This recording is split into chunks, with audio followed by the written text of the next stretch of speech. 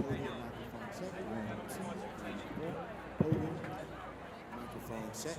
1, 2. Podium microphone check. This is a wave. Podium microphone check. I'm opening my mic. Check, check. Hey, hey. 1, 2, 3, 4.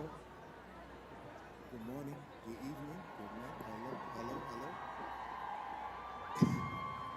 Check, check. 1, 2, 3, 4. Podium microphone check. 1, 2, 3, 4. Hey, hey. Check, check. 1, 2.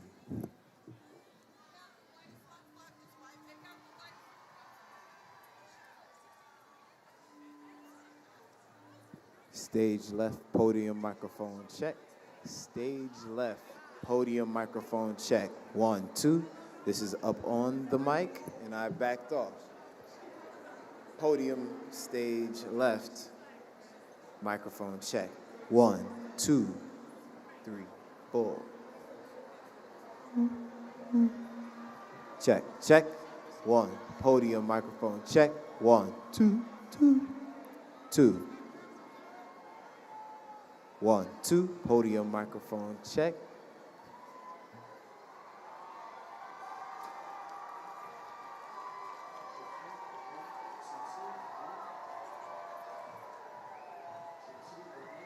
Hey, Eric, you still need us?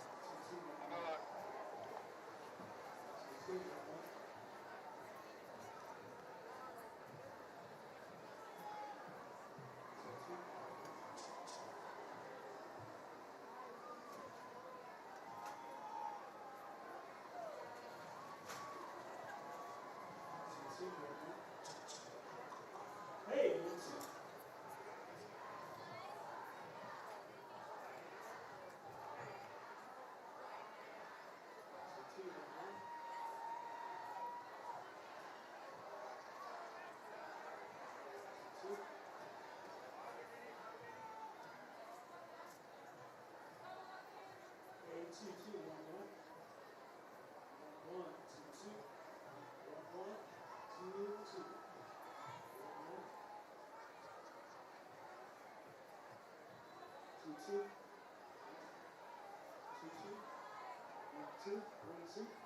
Hey, yeah.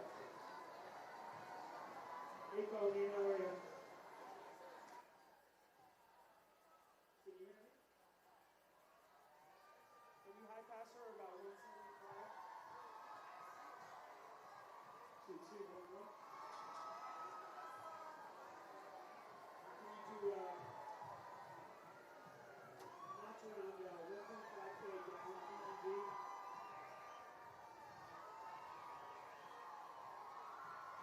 And then also 200, 220. Drop it down about 3 EMV at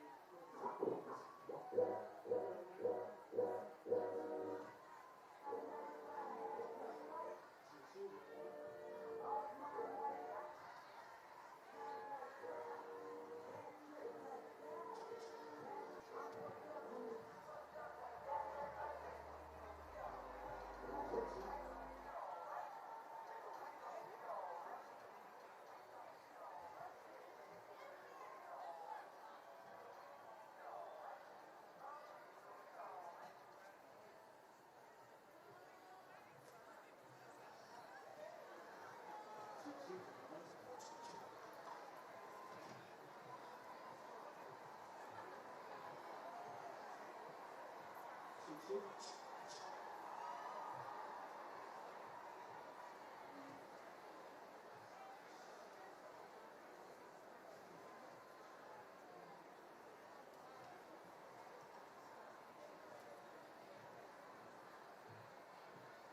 Two, two, one, one. 2, 2, 1, 1. 2, 2, 1, 1.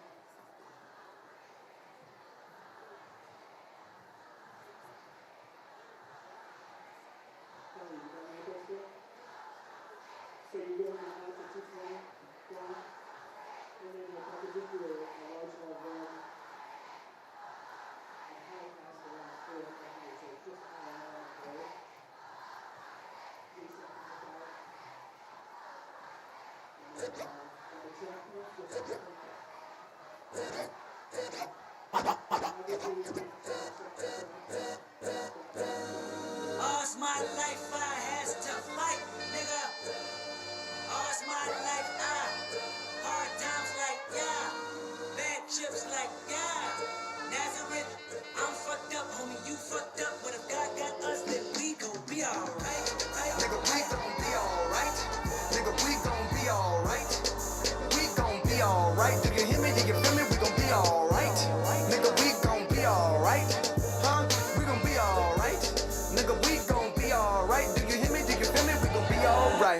And when I wake up, I recognize you looking at me for the pay cut. Bahamas, I be looking at you from the face down. One Mac 11, even boom with the bass down. Scheming, and let me tell you about my life. Painkillers only put me in the twilight. But pretty pussy and Benjamin is the highlight. I tell my mama I love her, but this what I like, Lord knows. 20 of them in my Chevy, tell them all to come and get me. Reaping everything I sow, so my karma come in heaven. No preliminary hearings on my record. I'm a motherfucking gangster in silence for the record.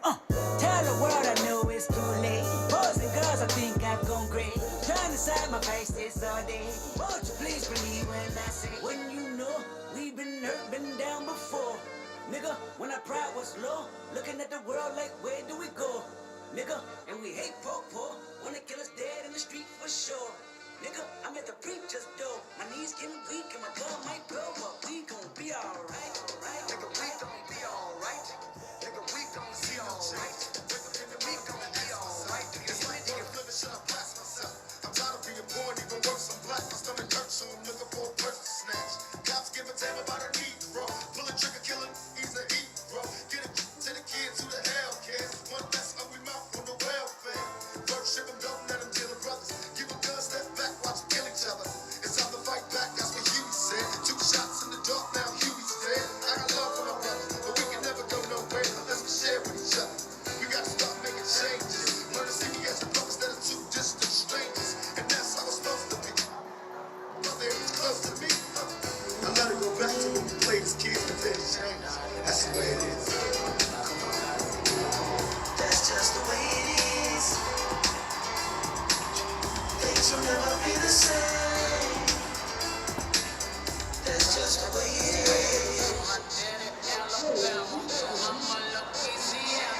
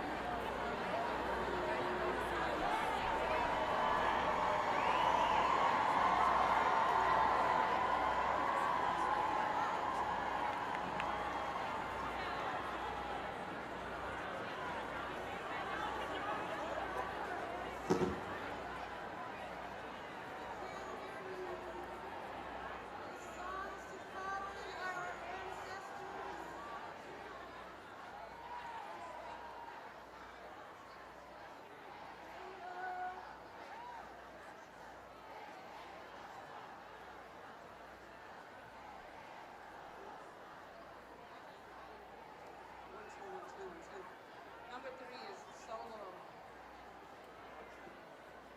Initiative.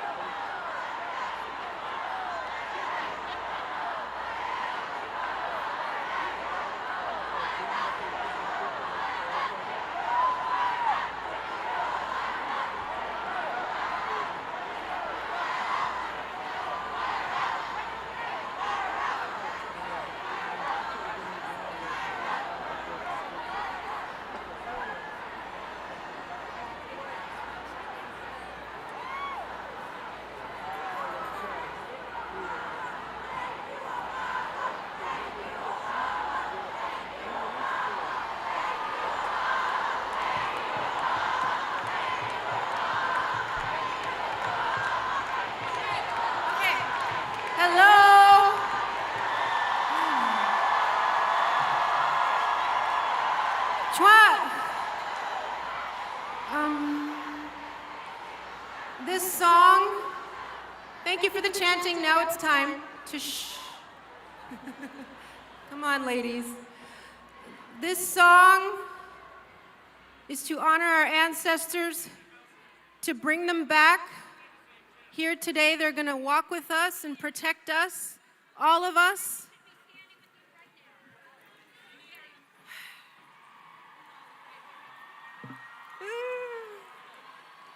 Anyway, we're all here together. There it is. Thank you. And I have my nice little reverb in the house? Okay. Shout out to Indigenous Women Rising. Oh yeah, I guess my drum mic is gone, the one I had at soundcheck. Oh well. Is there a mic for my drum? Okay. No, at soundcheck I had a drum mic, remember? Never mind.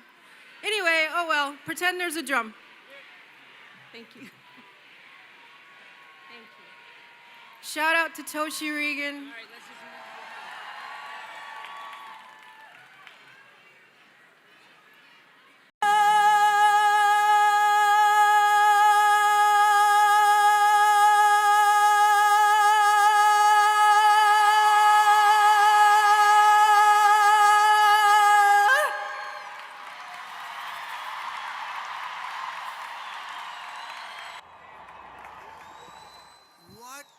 Testing, testing. What an incredible turnout. Wow. And I love those signs. Let's get acquainted. My name is Charlie Brotman.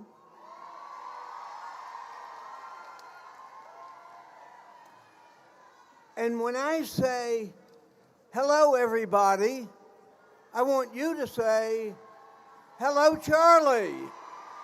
Hello, everybody.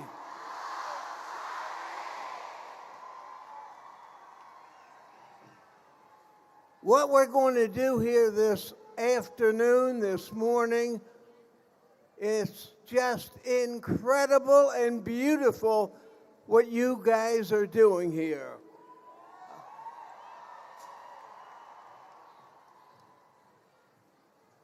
My name is Charlie, therefore, effective immediately, all the women here today are Charlie's angels.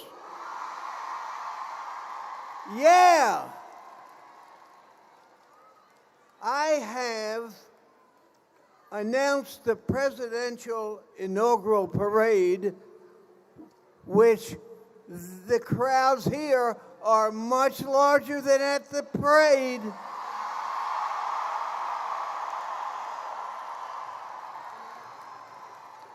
For the past 60 years, hard to believe since I'm 35, today I've got a new job. And I am tickled to have that job. It's my honor to welcome the national organizers for the Women's March on Washington.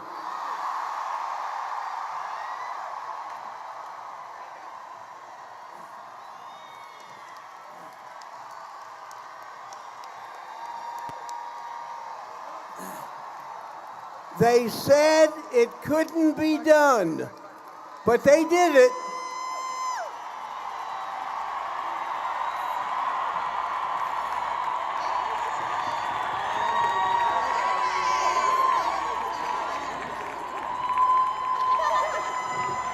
The impossible is now taking place.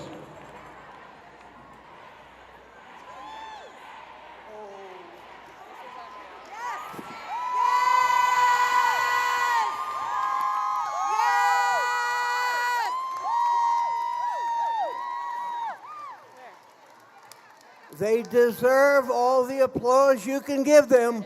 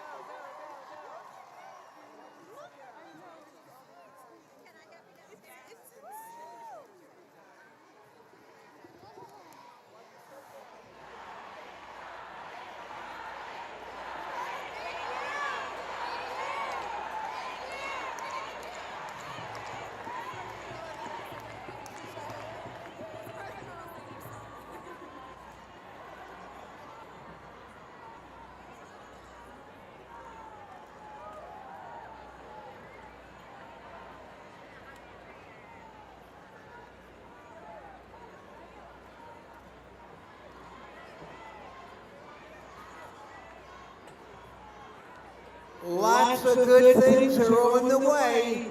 Stick around.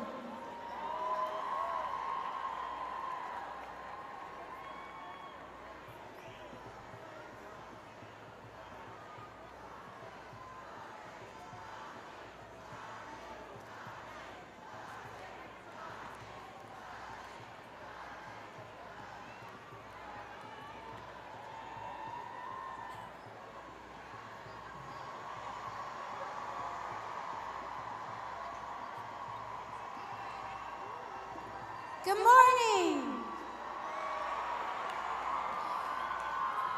My name is America Ferreira.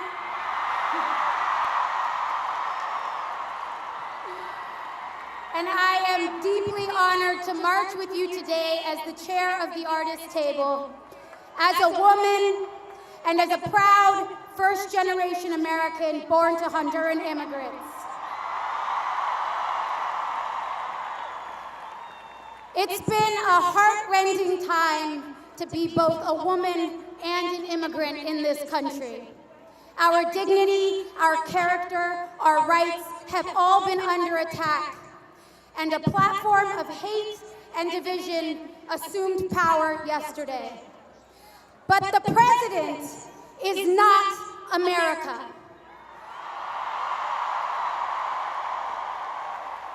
His cabinet is not America. Congress is not America. We are America. And we are here to stay. We march today for our families and our neighbors, for our future, for the causes we claim and for the causes that claim us. We march today for the moral core of this nation, against which our new president is waging a war. He would like us to forget the words, "Give me your tired, your poor, your huddled masses yearning to breathe free," and instead take up a credo of hate, fear, and suspicion of one another. But we are gathered here and across the country and around the world today to say, Mr. Trump, we refuse. We reject the demonization of our Muslim brothers and sisters. We demand an end to the systemic murder and incarceration of our Black brothers and sisters. We will not give up our right to safe and legal abortions. We will not ask our LGBTQ families to go backwards. We will not go from being a nation of immigrants to a nation of ignorance. We won't build walls and we won't see the worst in each other. And we will not turn our backs on the more than 750,000 young immigrants in this country currently protected by DACA.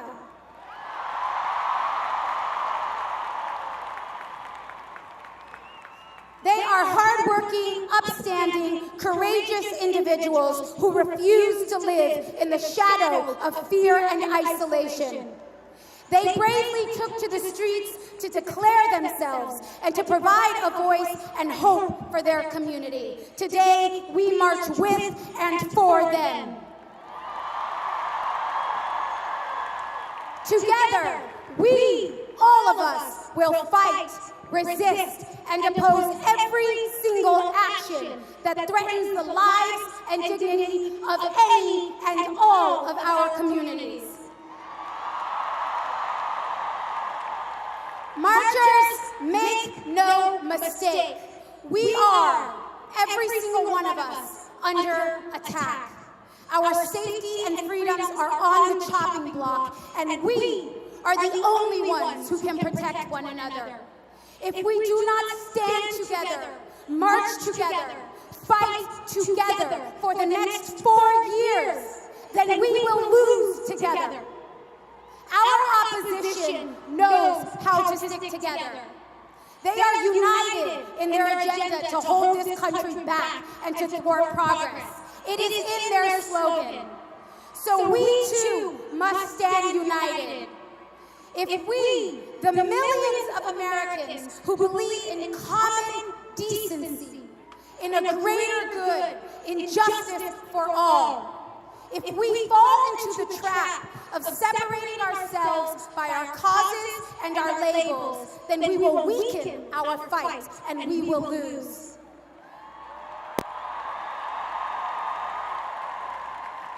But if we commit to what aligns us, if we stand together, steadfast and determined, then we stand a chance at saving the soul of our country. So let's march together. And at this point, we want everyone to take out your cell phone and text women to 40649. Sign up with us so that we can continue to work together. This is only day one in our united movement. So take out your phone and text women to 40649. Let's march.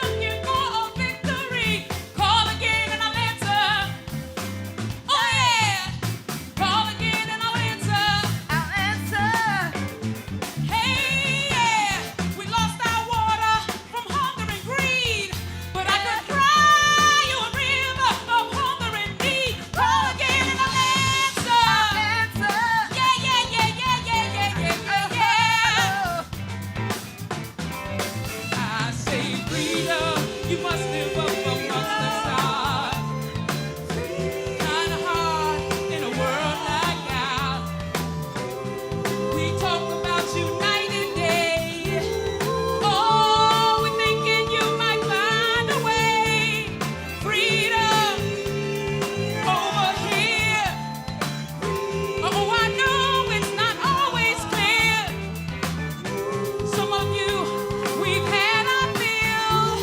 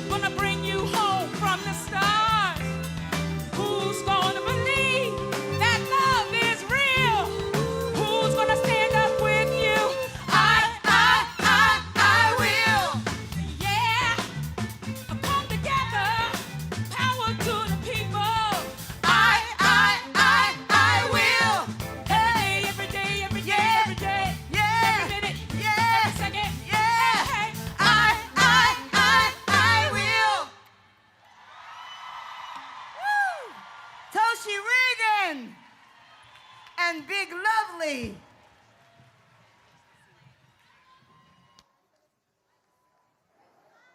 Hello, marchers. I'm Kristen Ralph Finkbeiner, and I'm the Executive Director of Moms Rising. My 101-year-old grandma fought for women's rights with the same tough determination that led her to take driving lessons for her 95th birthday. 18-wheeler truck driving lessons in kitten heels. My great-grandma and my mom fought for women's rights too, and my son and daughter fight today. Our nation is generations into this fight for equality, and we are absolutely positively not giving up today. Now, who out there is a mom? Raise your hand. Now, who out there has ever had a mom at any point in your life? Raise your hand. This is our movement. Feel the power. We're Black mothers, Latino, white, Asian, Muslim, Christian, Jewish, and we're mothers of all immigration statuses. We are moms who are differently abled, trans and gender nonconforming, and sometimes we're all these moms in one. Together, we are an inspiring, spectacular, fierce force for change. Together, we are powerful. Together, too, we face obstacles. For instance, real facts still exist, show that women make 80 cents to a man's dollar. Moms earn only 71 cents to a man's dollar, and moms of color earn as low as 46 cents to a man's dollar. Our country often claims to worship mothers. We've all heard it. But in truth, moms face a lifetime of economic risk, and 82% of women become moms. But together we have the power to change all of this by raising our voices, by sharing our truths, by amplifying each other. We can change our nation for the better. So together we rise. We rise too against bullies. And we teach our children not to bully, and that bullying is not leadership. We are the leaders our nation needs right now.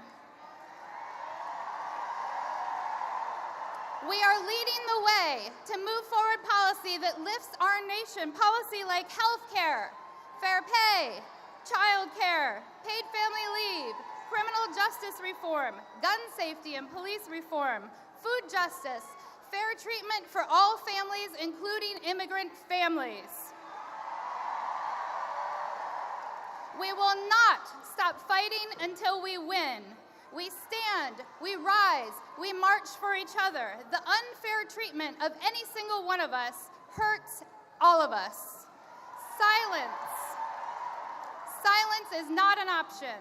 Our freedoms are intertwined. We rise knowing that democracy and justice aren't about one day, one person, one Oval Office, or one election. We stay engaged in the easy times and we double down in the hard. Who here is ready to double down?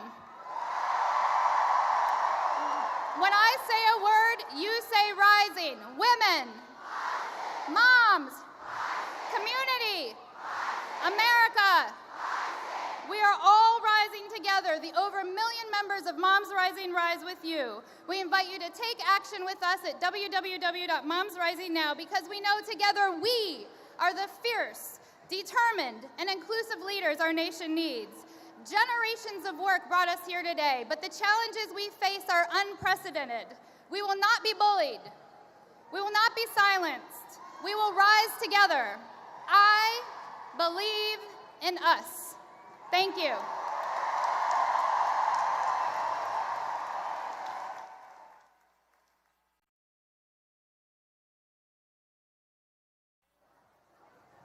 Hey y'all, how you doing? Woo! What's up? My name is Evie Harmon and I'm a co-founder and global coordinator for the Women's March on Washington. And my name's Brianne Butler, and I'm also a co-founder and one of the global coordinators for the Women's March on Washington.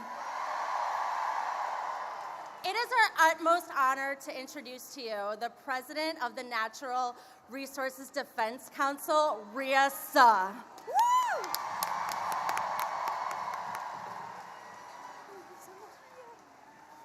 Woo! Look at this. Look at us. This is America. We are America. My sisters, my friends, it is such an incredible sight, such an inspiration to see so many of us standing here today in solidarity. Each one of you is an individual that made a powerful decision, a choice to be here today. You took time out of your busy schedules, piled on buses and trains, slept on floors, and paid your own way because you believe in the fundamental principle that we matter. Women matter. And we will not be shy about standing up to what matters to us. And here's what matters to me. That my daughter inherits a world where a healthy environment is a basic right for all of us. For all of us, no matter where we live, what we look like, how much money we make, or how we vote. A world where the rights of communities and tribal nations are held first, not last, and polluters come second. A world where we don't have to worry about a mosquito bite when we're pregnant, or that our children will come down with asthma because of dirty air. A world where young people rise up to tackle the greatest single threat to your generation, climate change. That is the world that we are marching for today. Because right now, we are facing a government that is putting polluters first and the rest of us at risk. Just look at Flint, an entire town poisoned by a governor who took a page out of the Trump playbook. Poisoned by a government looking to cut corners. Poisoned by leaders who valued their bottom line more than the health of their citizens. Poisoned by officials who still haven't owned up to the damage they have done. Can you even imagine bathing your children in brown water? Or the knowledge that the glass of water you gave your daughter has now made her sick? What is happening in Flint is a national tragedy. And make no mistake, if this new Congress and this new administration get their way, we could see thousands of more communities suffer the same fate. Because look, that's what anti-government, anti-environmental, anti-science, anti-regulation, pro-polluter rhetoric boils down to. It's real families, real children suffering real consequences.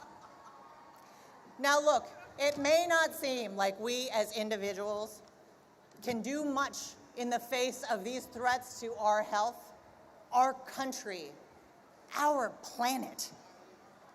But we are not helpless.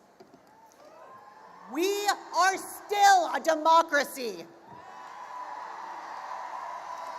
And we should never forget that our country was created by individuals who stood up for what they believed in. That's what happened nearly 50 years ago when our rivers were catching on fire and our cities were drenched in smog. Americans poured out onto the street to demand that our government ensure that we had clean air, clean water, and healthy communities.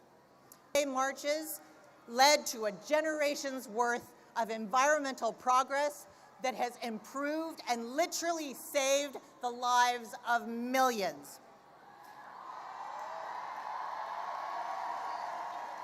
It is proof that people engaging in our democracy can lead to real change. Just look at today. It was one woman in Hawaii who suggested that women should march during the inauguration. And look at us now. 500,000 people strong.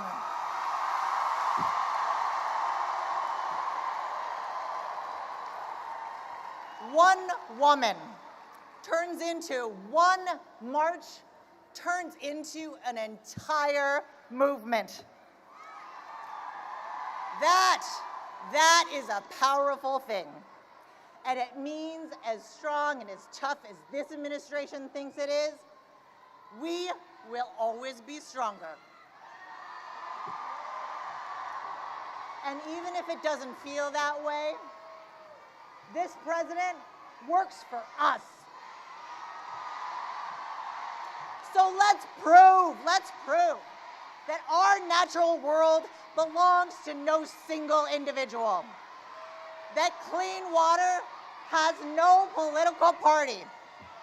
That no corporation owns clean air. And let's never forget that one person, one rally, one march, one movement can make all the difference in the world. Thank you all so much.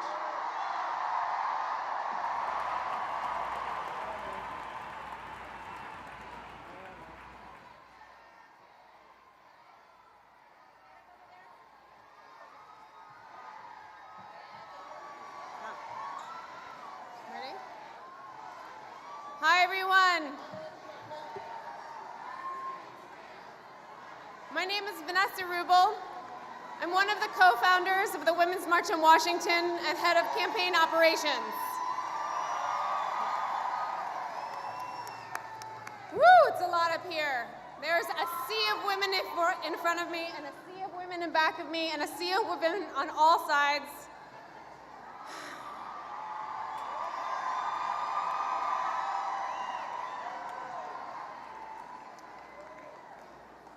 It just goes to show we are our own best hope. We can only move forward together. This is my partner. I'm Ginny Suss, producer for the Women's March on Washington. And I'd like to introduce my hero, feminist icon, Gloria Steinem.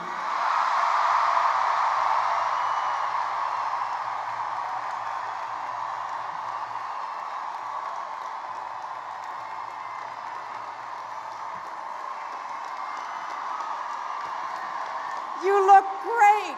I wish you could see yourselves. It's like an ocean. Okay, I need to be short, okay? Okay. Dear friends, sisters and brothers, all of you who are before me today and in 370 marches in every state in this country and on 6 continents. And those who will be communing with us at 1 p.m. and 1 at 1 in a silent minute for equality in offices, in kitchens, in factories, in prisons, all over the world. I thank each of you, and I especially want to thank the hardworking visionary organizers of this woman-led inclusive march, one of whom managed to give birth while she was organizing this march. Who else can say that? Thank you for understanding that sometimes we must put our bodies where our beliefs are. Sometimes pressing send is not enough. And this also unifies us with the many in this world who do not have computers or electricity or literacy, but do have the same hopes and the same dreams. I think that because I and my beloved co-chairs, the Golden Oldies, right? Harry Belafonte, Dolores Huerta, LaDonna Harris, all these great people, we may be the oldest marchers here today. So I've been thinking about the uses of a long life. And one of them is that you remember when things were worse. We remember the death of the future with Martin Luther King, with Jack Kennedy, with Bobby Kennedy, with Malcolm X.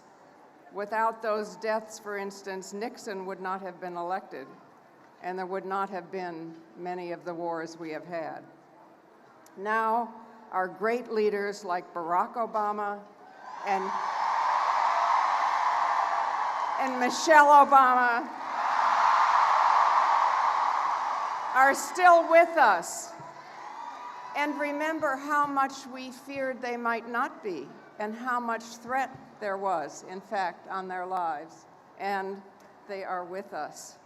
And now our honored Bernie Sanders is still with us. And not only with us, but he's focusing on economic justice and achieving free universal college education in my state of New York. Right? And now Hillary Clinton is alive.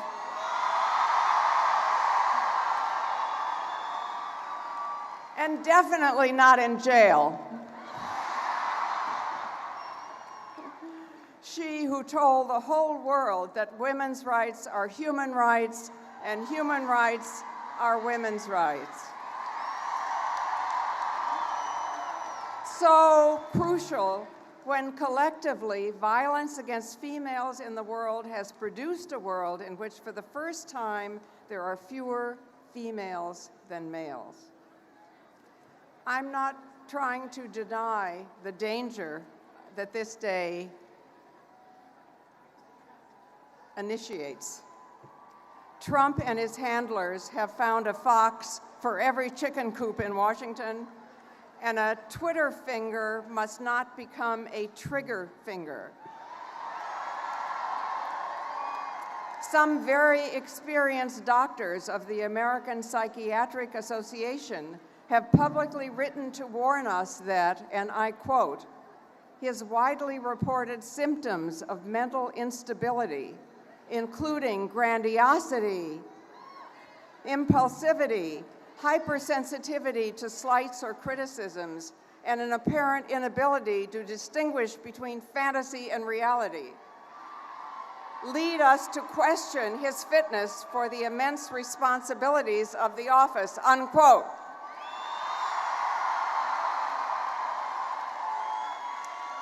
This was on full display in his inaugural address yesterday. Everything that happened before him was a disaster, and everything that he would do would be fantastic, the best ever, miracles, and all the superlatives. He also said he was with the people. Indeed, he was the people. To paraphrase a famous quote, I just want to say, I have met the people, and you are not them.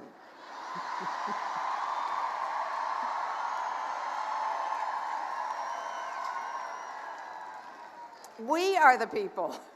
Just this march in Washington today required 1,000 more buses than the entire inauguration. 1,000 more.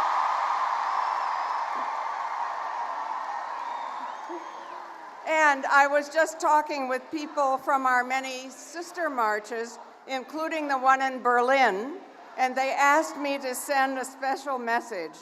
We in Berlin know that walls don't work.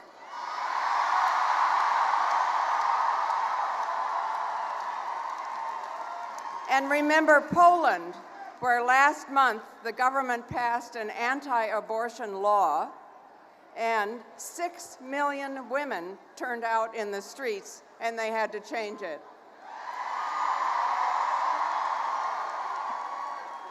We are the people, we have people power, and we will use it.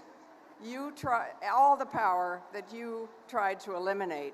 For instance, you tried to eliminate the Congressional Ethics Committee. You had to reinstate it, right? Because of people power.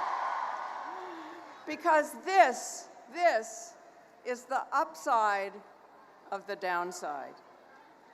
This is an outpouring of energy and true democracy like I have never seen in my very long life.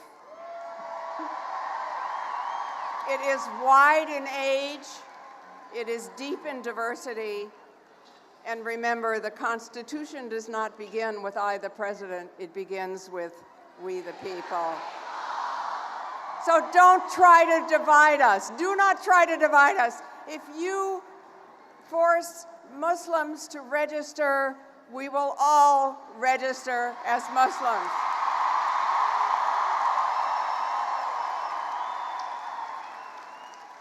I know that there are women here from corporations and media and all kinds of places that make it kind of risky for you to say what you care about, what you feel, and what you support. And there are women here, I know, who have survived a national and global sex industry that profiteers from body invasion. We are united here for bodily integrity. If you cannot control your body from the skin in, you cannot control it from the skin out. You cannot control your lives, our lives. And that means the right to decide whether and when to give birth without government interference.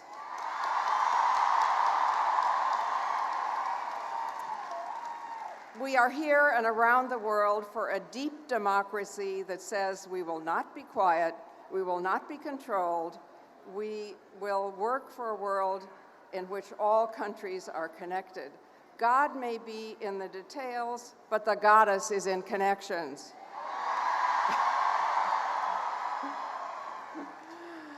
We are at one with each other. We are looking at each other, not up. No more asking daddy.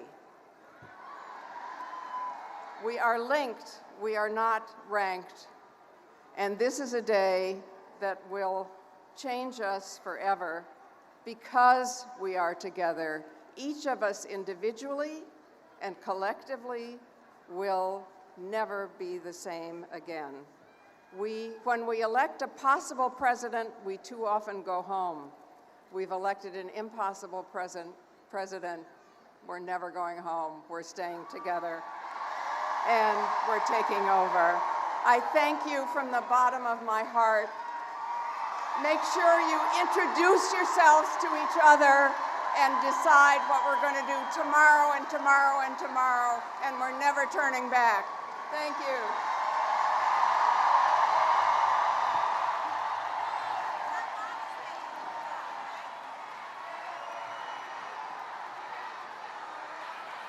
Hi, I'm Teresa Shook.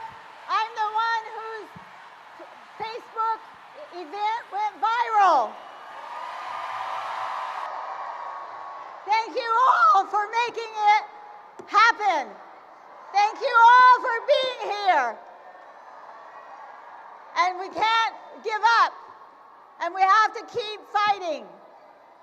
And I want to give a shout out to my state of Hawaii, the state of aloha and diversity.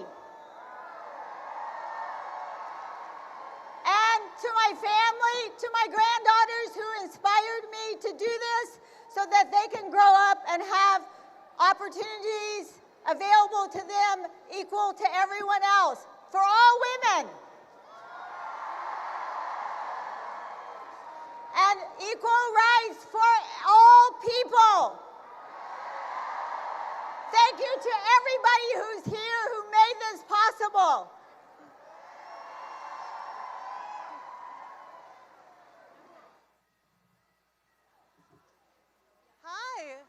everyone. My name is Bob Bland, and I'm the co-founder and co-chair of the Women's March on Washington.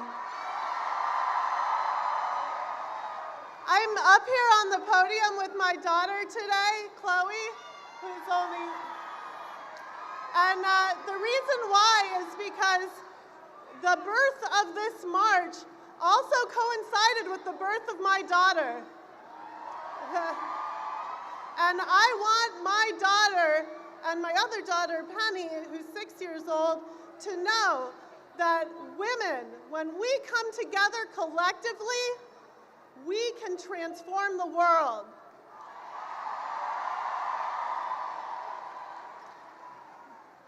We are breaking down the walls between each other today and standing united in solidarity for our rights and for the rights of the most marginalized among us.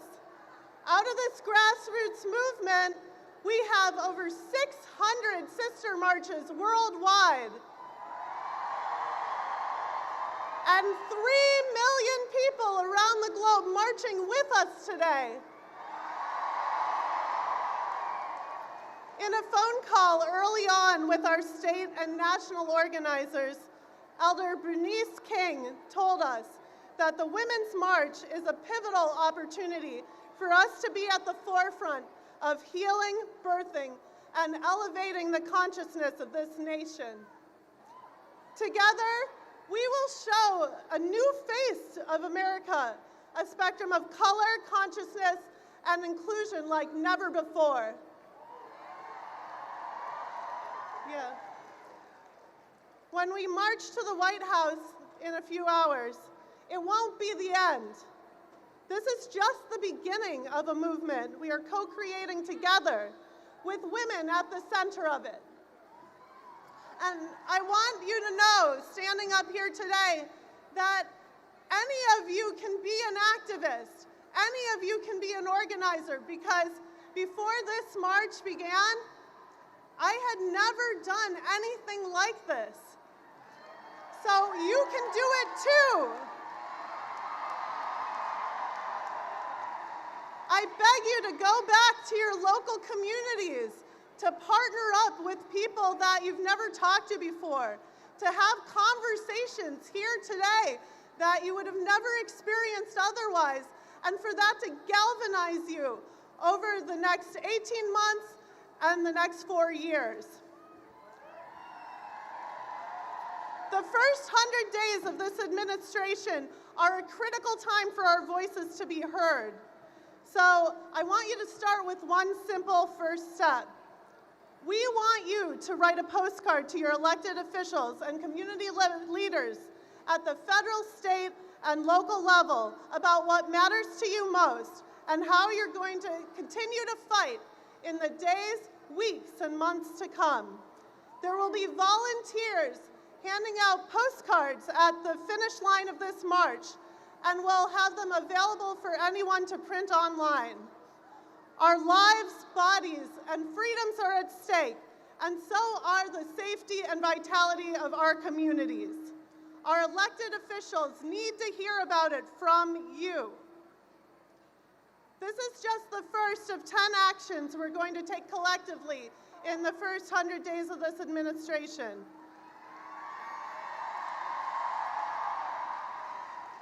Tomorrow isn't about hanging up your marching boots. It's time to get your friends, family, and community together and make history.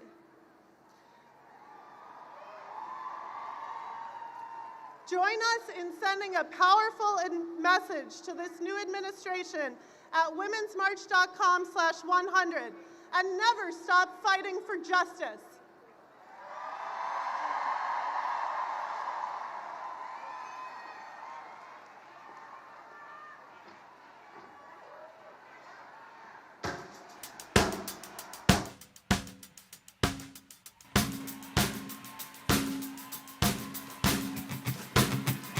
Ain't no justice cause the government got people believe.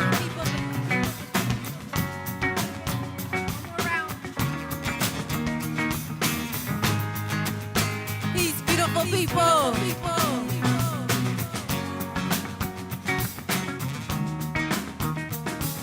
no justice cause the government got bought for a fee. And the people believe what they see on TV. The drivers are asleep, passed out in they seats, operating war machines while they talk on the scene. Numbing out and impaired from the fear and the greed. They abduct us, but nothing walking down our own streets. The popos protected, the powers that be. Our bodies portray what's profiled on their screens. Stakeholders control us, stole freedom of speech. Still have our rights in the night after they privatize peace. Teach violence through silence that the status quo keeps. Carry gold on a stick, dangling out of our reach. Put poison in the sky so my people can't breathe. I know we will rise, when must we first bleed? We gon' heal, we gon' grow what they sow, they shall reap. We'll break every wall till our people are free.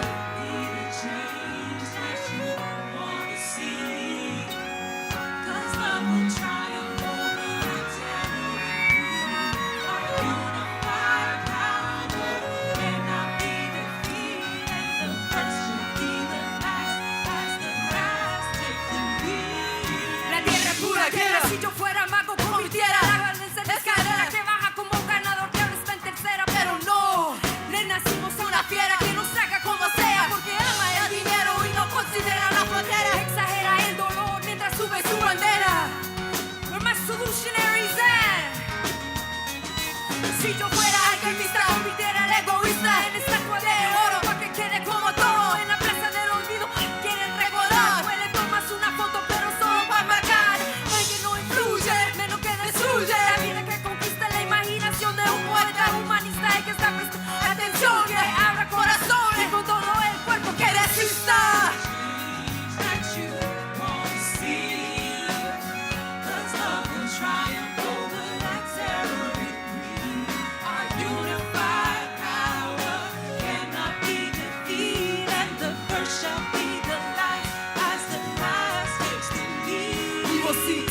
Justice, honesty, black and brown power, native sovereignty. We'll decolonize our people's psychology. Aristocracies unlock monopolies and misogyny, hegemony, hypocrisy. There'll be no borders, binaries, no poverty, no detention, no imprisonment policies. There'll be no violence to decide, no more atrocities. Wealth will be distributed properly. Workers will be paid what they are to be. No human, no life is property. We reclaim reparations like prophecy.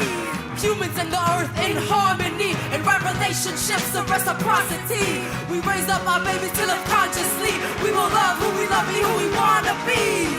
Be the change that you wanna see.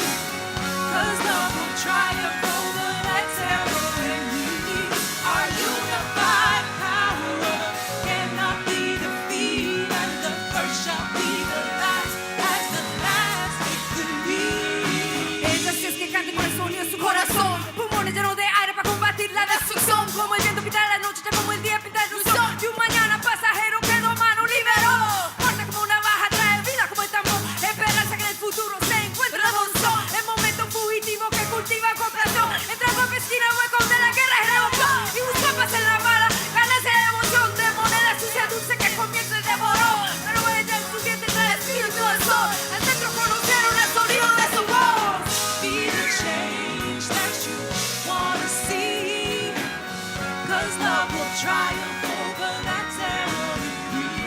Our unified power cannot be defeated, and the first shall be the last, as the last be the change that you wanna see. 'Cause love will triumph over that terror in me. Our unified power cannot be defeated, and the first shall be the last, as the last victory. Be the change, be the change, be the change, be the change. Where my solutionaries at, y'all? Where my solutionaries at? We gonna change this, y'all. The first shall be the last shall take the lead. Yeah, yeah, yeah, yeah. The first shall be the last shall take the lead. Love is the strongest force in the universe. Keep shining, y'all. Climbing poetry, people. Climbing poetry.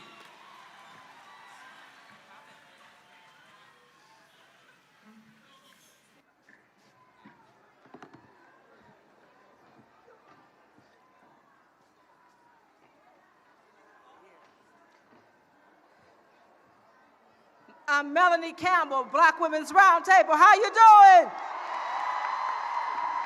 While we march to declare we are ready for the fight.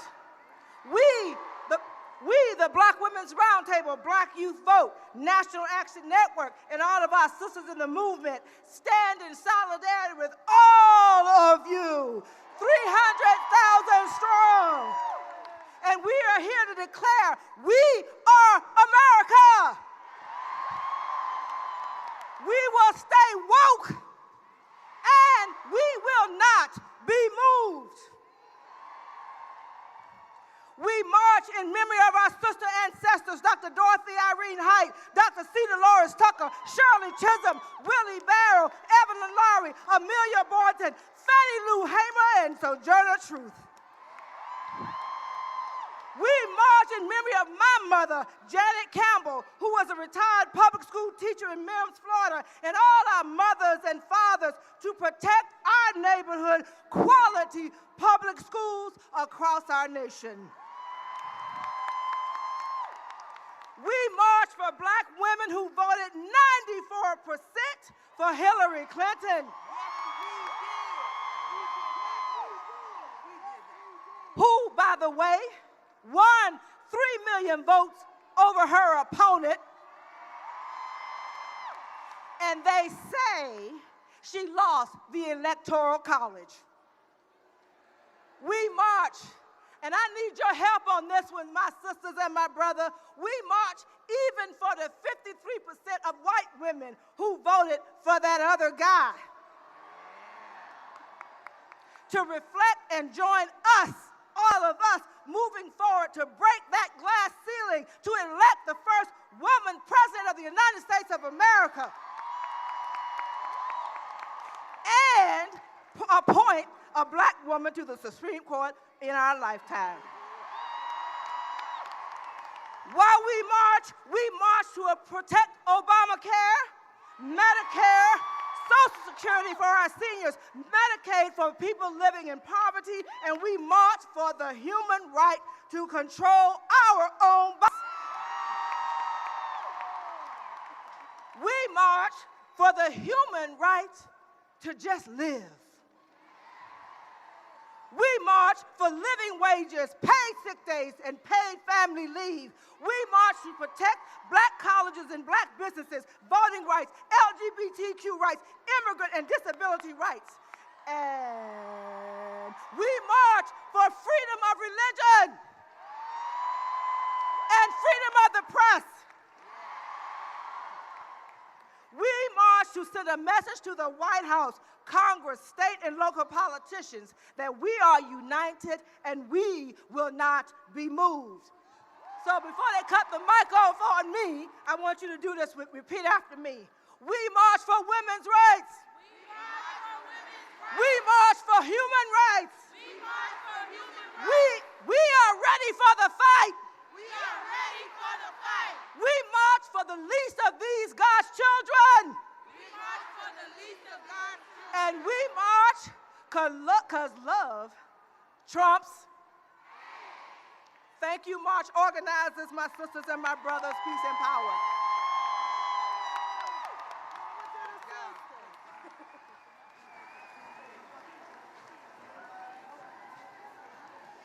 Good morning. I'm Rosalind Brock, and I chair the National Board of Directors of the NAACP, an organization whose principal founder was a white woman named Mary White Overington. The NAACP stands with you today in solidarity. As a nonpartisan organization of over 500,000 members across the length and breadth of this nation, in 50 states, Germany, and Japan, to declare that women's rights are human rights. We send a message to our new government that we will not stop until women enjoy equal status. Throughout the history of this nation, women have worked to achieve full civil rights and has served as the conscience of this nation. In 2008, 2012, and 2016, Black women exercised the right to vote larger than any other group in this nation. However, despite our best efforts, we learned a hard lesson in this last presidential election. Elections have deep and lasting consequences, especially for those who do not vote. The silence in America has been deafening for Black women and our families who also feel forgotten and locked out of a prosperous society. For centuries, we've been overlooked and most oftentimes left behind, even in the movement to advance women's rights. And so I call upon you, my sisters, in the words of my ancestral shero, Sojourner Truth. Ain't I a woman?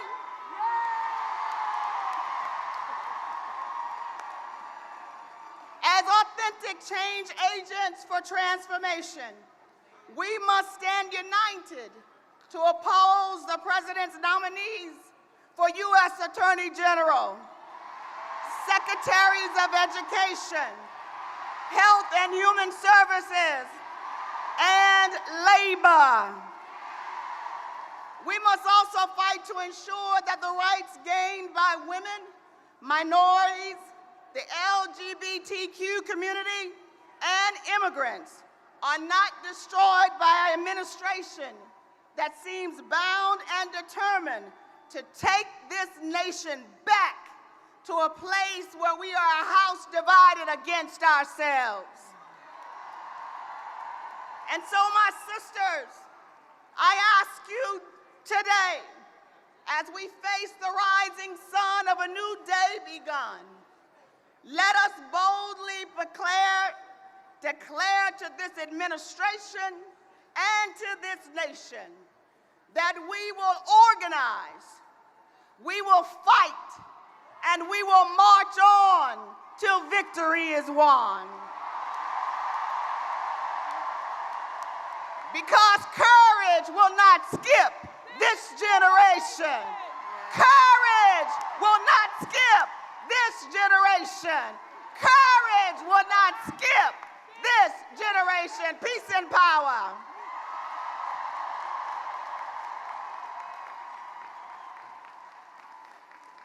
I just got handed a public service announcement. If everyone will take out their phone and text women to 40649. That's women to 40649. I did this before I got on stage. It took 10 seconds. If you take a moment and text women to 40649, give us your name, email, and we can be in touch about the important next steps and how you can help. Once you're done sending your email, raise your phone so your neighbors know that you've pledged to be a part of this cause.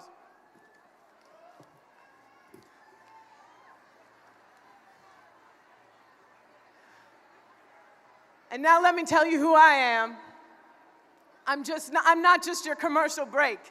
My name is Jay Babalota. I am the executive director of the Estrella Lesbian Foundation for Justice. And for 40 years, Estrella has been on the front line supporting LGBTQI activism in the United States and around the world. But I am not here to talk to you about 40 years. I'm here to talk to you about today, right now. We may be here because of someone or something we did not choose, but today we did choose to show up, to stand up, to march, to gather together. That is what this time is about, what we are going to choose. Because in a week from now, a month from now, 4 years from now, we will have been inundated by messaging, not just tweets, but a barrage of policy and public sentiment, images and articles, subtle and overt shifts, and our values and our choices will be tested. We will have to make choices every single day. In the days, weeks, months, and years to come, we will need to become our own collective moral compasses. We will need to become our own North Star. So when you look around here all day long and you are moved by the beauty and diversity and passion of all the folks around you, remember this: we chose to come together today in all of our power. We do not and we will not choose one neighbor over another. We do not and we will not choose to deny our queerness, our lesbian, gay, or trans selves in order to be in a march for women or a country for everyone. We do not and we will not deny the beauty and power and joy in our blackness and brownness as if it will make us safer or any more sane in a country that has proven otherwise over and over again. We will not hide behind our whiteness because of the vestiges of privilege that to this day services a system meant to succeed the will and line the pockets of a few men who'd have us all believe there is superiority in our shade just to keep us from knowing the power of truly being in righteous community and shared humanity. We will not choose any one person's notion of God to define every single one of our divine possibilities. And surely not our secular and public rules of law. We will not choose some of our rights over all of our rights. Because we choose to know better, to do better, to be better, and to love better. Now, let me talk to you about love. I might be wonderful, but I know I got chosen to be up here as the resident homosexual, or one of them anyway. So what do you need with a big old queer like me? I think it is to talk about radical love. To stand here on this stage right now and proclaim my commitment to love in the most radically honest way possible. For us all, right now, to commit to doing so. So let me queer our collective notion of love right now, so that every one of us will step past the easy, the scripted, the societally sanctioned, the familiar, the safe notions of love, and let us choose the pathway to not only the greatest possibility, but the greatest reward.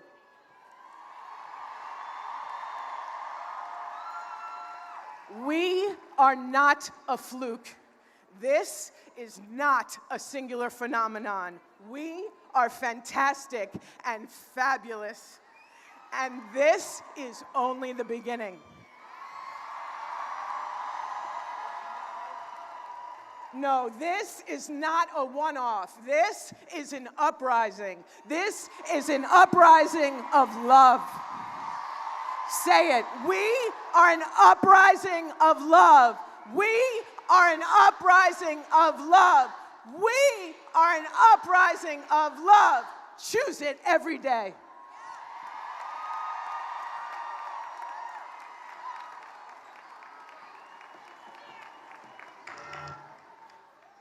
Hello, Women's March on Washington. My name is Muriel Bowser, and I am the mayor of Washington, D.C.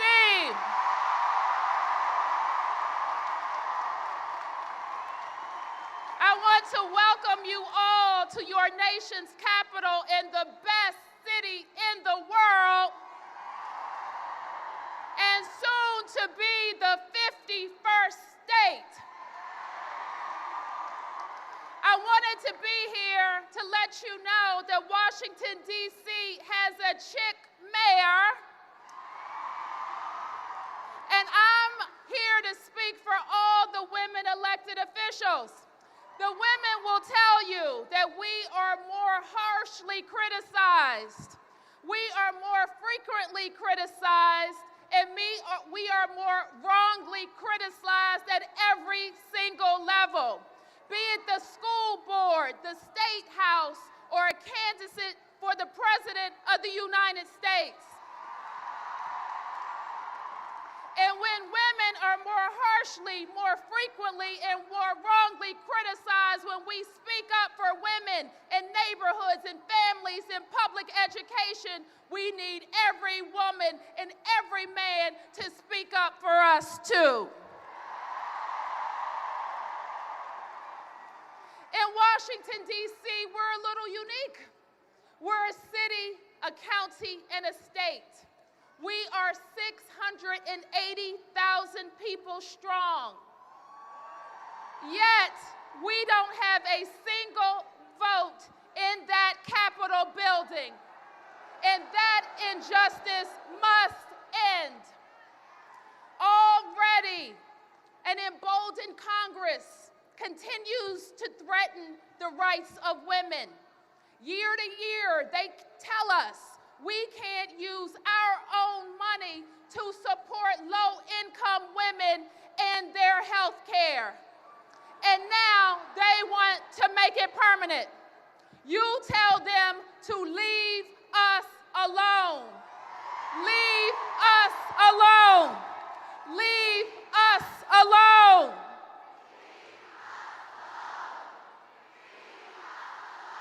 So we know this Women's March on Washington.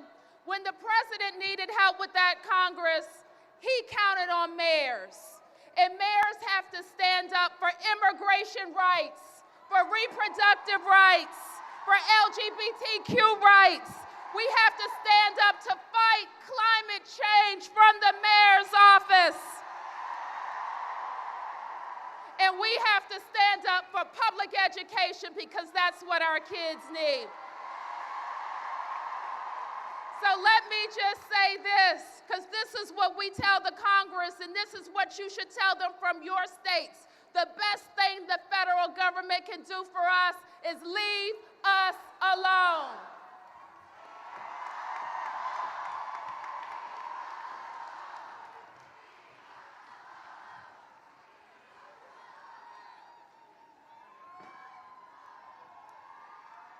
We today, of every color, creed, and belief, are gathered here in a demonstration of the American story. Today, you might feel scared, and I know what it feels like to be scared. My name is Amanda Wynn, and I am a rape survivor. And I remember after my rape, I felt despair, but I also felt fire. So when I met a broken criminal justice system, like so many survivors who find out that their untested rape kits can be destroyed, I rewrote the law. Together with a team called Rise, we organized and we did the impossible. We passed the Sexual Assault Survivors Bill of Rights unanimously through Congress. I wrote it as a matter of survival. And if that bill could speak, it would scream. It would sing from the pages, it would light itself on fire. And it represents the endless pursuit of a more perfect union. That is what I did with my fire. What will you do with yours? You may not feel powerful right now, but here's what I learned. In America, no one is powerless when we come together. No one can make us feel invisible when we demand to be seen. To any survivor and ally listening, you are not alone. Wherever you are from, and whatever brings you here today, Do not lose hope. Don't just march. Go home and join the movement at risenow.us. That's risenow.us. State by state, we need you. Our presence here is the promise of America, and we are planting seeds to trees we may never sit under. But today, 1 million heartbeats are marching together.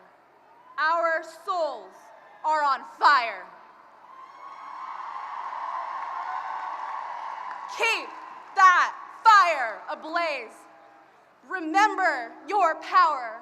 We who have fire in our bones, we unbreakable, unconquerable souls, rise.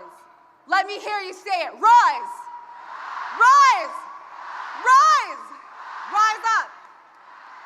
Thank you.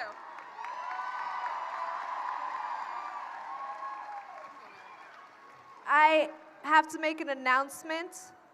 Please pay attention just for 1 second.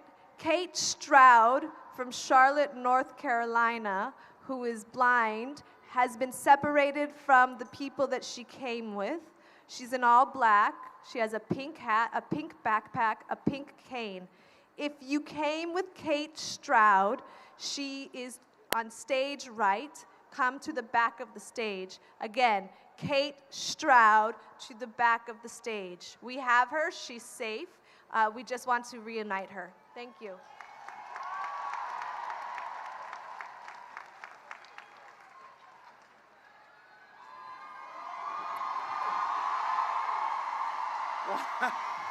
Hello! Hey. Unbelievable! Look at this! I can't even see the end of the crowd! Unbelievable!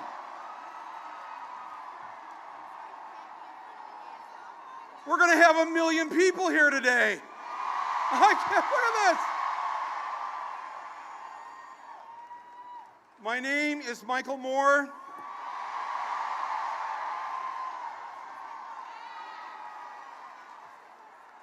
Okay, we got through day one.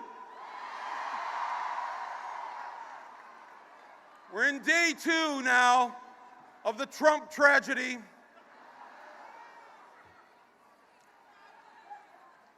Who wants to be in my next movie here?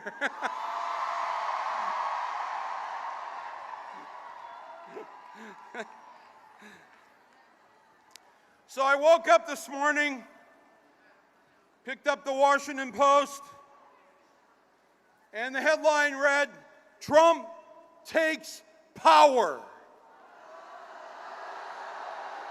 I don't think so. Here's the power. Here's the majority of America right here. We are the majority.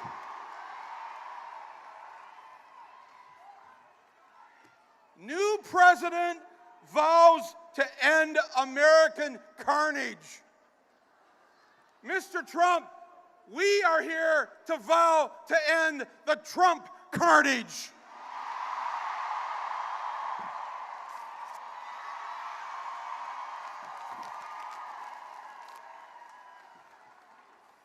I'll pick that up later. Recycle. A reporter asked me on the way up the stairs here, "What do you hope to accomplish with this demonstration?" I said, "Well, I would say if you just look that way, we've already accomplished it." The majority of Americans did not want Donald J. Trump in the White House. And we are here today as their representatives. Okay, I don't want to give the standard demonstration speech. You got a lot of great speakers here today. Oh my God, I got to listen to Gloria Steinem. How cool was that? I would like to give you a to-do list of what we all can do starting immediately. real things that we can do. Are you with me on this? I'm going to go through them very quickly. Take notes if you want, but I'll post them on my Facebook and Twitter, and you can follow it there. But we have to get busy, folks. We've got our work cut out for us. Number one, this is what I want you to do. I want you to make this part of your new daily routine. I want you to call Congress every single day. Every day. Each of you have one representative in the House and 2 senators. They have a phone number. I'm going to give you that number right now. Are you ready? It's easy to remember. 202-225-3121. Can you repeat that with me? Ready?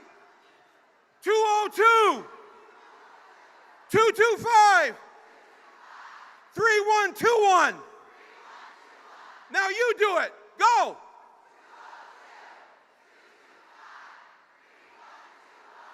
What are we going to do with that number?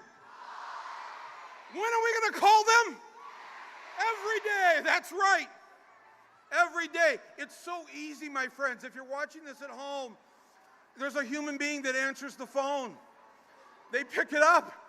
Even if you don't know who your member of Congress is, just give them your zip code. They'll connect you to the office.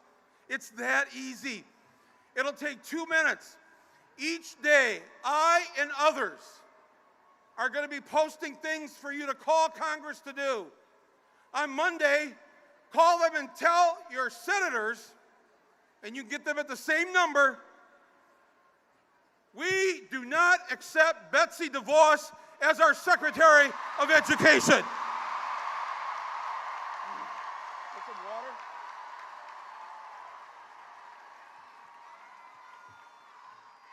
202-225-3121. I will post, this is my commitment to you. Every day, I will post something on Facebook or Twitter. Other groups are doing the same thing. Actiongroups.net, go to them. 100daysofresistance.org, go to them. Indivisible, go to them. Lots of groups are doing this. Follow them and call your member of Congress, call the 2 senators, and you know what? That's only 3, there's 5 days. On the 2 other days, call your state representative and your state senator on the other day. I'm telling you, these calls work. When they tried to get rid of the government, the Congressional Office of Ethics 2 weeks ago, we got online and the switchboard was jammed and overloaded. We shut it down with phone calls. 2 hours later, they pulled back from closing the Office of Government and Congressional Ethics. That's how powerful you are. Make it part of your daily routine. What are you going to do? Wake up, number 1. Number 2, brush your teeth.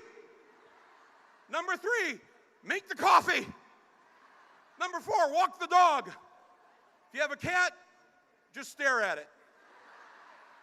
Number 5, what are you going to do? Call Congress. Make it part of your day. Don't even think about it. Part of your day. Every one of us are doing it every day. They won't know what hit them. Number 2, the second thing I'm going to ask you to do, join. Join groups. Join Planned Parenthood. Join the ACLU. Join NARROW. Join a group. I was thinking this morning while I was writing this up, I've supported Planned Parenthood forever. I contribute to them. I've done fundraisers for them. But I realized I've never joined. So this morning, I joined Planned Parenthood. Who amongst you will join Planned Parenthood? ACLU, NARROW, the environmental groups. Join every group. Let's make these groups huge.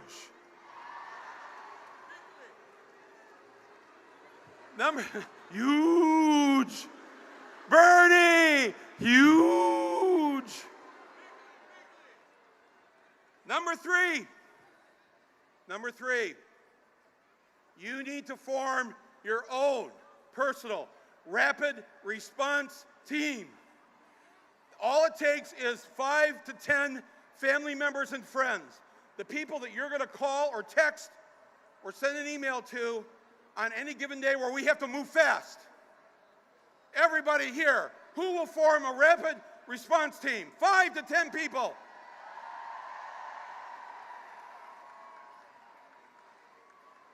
Earlier, there's a group here, there's a rapid response team here from Asheville, North Carolina. 9 of them. Where are you? The Asheville 9. They've got their own name. The Asheville 9.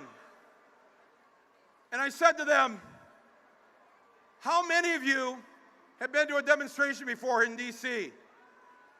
8 of the 9 had never been to a protest before in Washington, D.C. 8 of the 9 are new for the first time. How many here are here for the first time in D.C. at a look at this, at a protest? Look at this. Wow. Number 5, we have to take over the Democratic Party.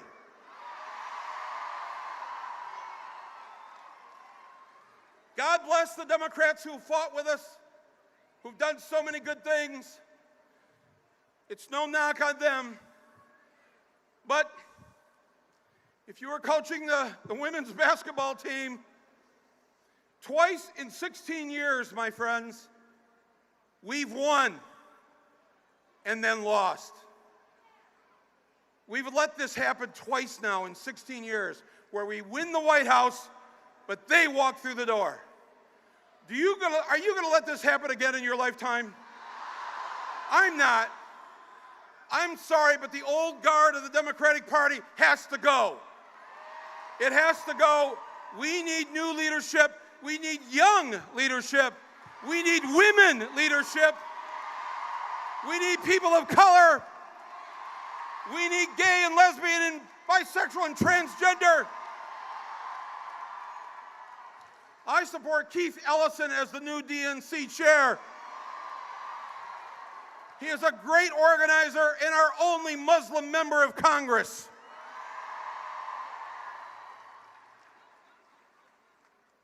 Number 6, to you from the blue states and the blue cities, don't feel alone. You have a job to do. We're going to look to you over these next, let's just say, months. I heard on the radio this morning that Las Vegas has already placed odds on how long Trump's going to last in office. They only give him 4-to-1 odds to last only 6 months. That's pretty good. You have to form regions of resistance. What that means is this. For the young people, let me give you a little history lesson. Roe v. Wade, that made abortion legal in this country in 1973, did not happen in a vacuum. It did not happen by itself. It happened because our 2 largest states in 1970, 3 years earlier, made abortion legal, New York and California. Because abortion was legal in those 2 large states for 3 years, they helped to create the new normal. The new normal being a woman has a right to control her internal organs and what goes on in there. It's not the job of the government. So, New York, you have a job to do right now. California, Minnesota, Massachusetts, actually all of New England, the entire West Coast, you're a region of resistance. Virginia, you're a region of resistance. In Virginia, this is how we take back the South. We start in Virginia. Form your region of resistance.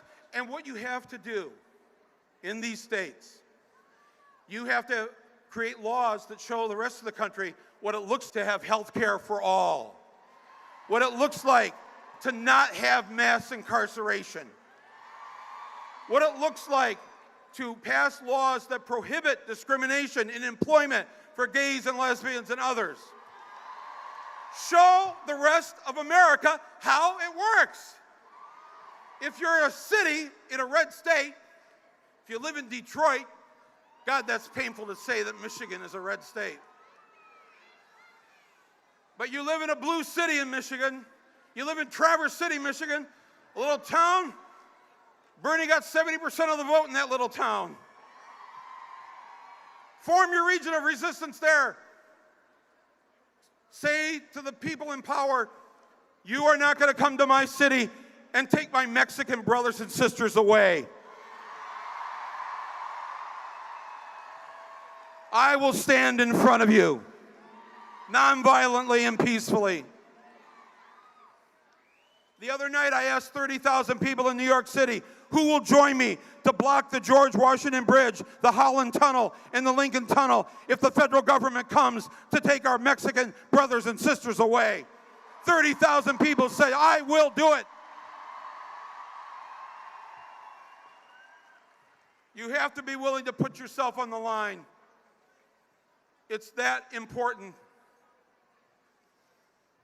The next thing on the to-do list, you have to run for office. You, yes, you. Now I can see your faces. No, Mike, not me. I'm shy. This is not the time for shy people. Shy people, you have 2 hours to get over it. If you knew me, seriously, if you knew me personally, you have no idea how shy and what an introvert I am. I know it doesn't make any sense me saying that, but if you knew me, anybody know me back there? How true is this?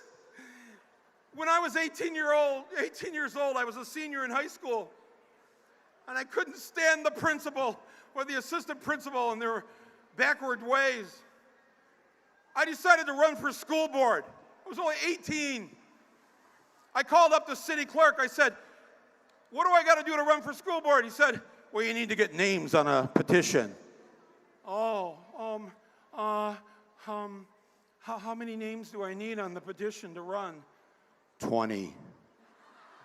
20? To run for school board? 20. I'm like, I know 20 stoners who will sign anything. I got the 20 signatures. I ran. I won. I became the first 18-year-old in the state of Michigan to win public office. I did this. I'm shy. I only went on 2 dates in high school. I did this. You can do this. Who's going to run for office? Run for city council. Run for school board. Hey, okay. Wait. Shy people, there is an office for you. Precinct delegate. Run for precinct delegate. You only have to go to the county convention once a year. Who's going to run for precinct delegate? All right. Next on the to-do list, when we take over the DNC. Oh Michael? my God. Ashley. My name is Ashley Judd. Ashley Judd is here. And I am a feminist. And I want to say hello to Independence Avenue in the back, all the way down to 17th Street. Wow. And I bring you words from Nina Donovan, a 19-year-old in Middle Tennessee, and she has given me the privilege of telling you what she has to say. I am a nasty woman. I'm not as nasty as a man who looks like he bathes in Cheeto dust. A man whose words are a diss track to America. Electoral college sanctioned hate speech contaminating this national anthem. I'm not as nasty as Confederate flags being tattooed across my city. Maybe the South actually is gonna rise again. Maybe for some, it never really fell. Blacks are still in shackles and graves just for being black. Slavery has been reinterpreted as the prison system in front of people who see melanin as animal skin. I am not as nasty as a swastika painted on a pride flag. And I didn't know devils could be resurrected, but I feel Hitler in these streets. A mustache traded for a toupee. Nazis renamed the cabinet electroconversion therapy, the new gas chamber, shaming the gay out of America, turning rainbows into suicide notes. I am not as nasty as racism, fraud, conflict of interest, homophobia, sexual assault, transphobia, white supremacy, misogyny, ignorance, white privilege.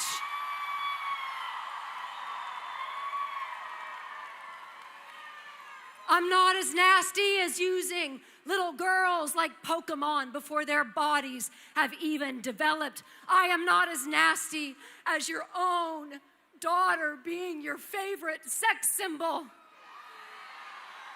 Like your wet dreams infused with your own genes. But yeah, I'm a nasty woman. A loud, vulgar, proud woman. I'm not nasty like the combo of Trump and Pence being served up to me in my voting booth. I'm nasty like the battles my grandmothers fought to get me into that voting booth. I'm nasty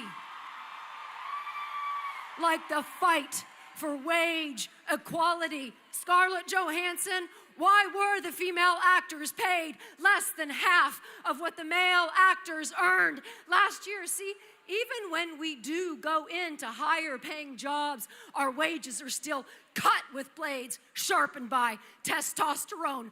Why is the work of a black woman and a Hispanic woman worth only 63 and 54 cents of a white man's privileged daughter? This is not a feminist myth. This is inequality. So we are not here to be debunked. We are here to be respected. We are here to be nasty. I'm nasty. Like my blood stains on my bed sheets. We don't actually choose if and when to have our periods. Believe me, if we could, some of us would. We don't like throwing away our favorite pairs of underpants. Tell me, why are pads and Tampax still taxed? Ooh, that was a brand name. Why are tampons and pads still taxed when Viagra and Rogaine are not?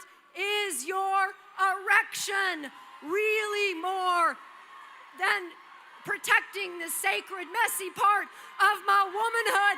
Is the blood stain on my jeans more embarrassing than the thinning of your hair? I know it is hard to look at your own entitlement and privilege.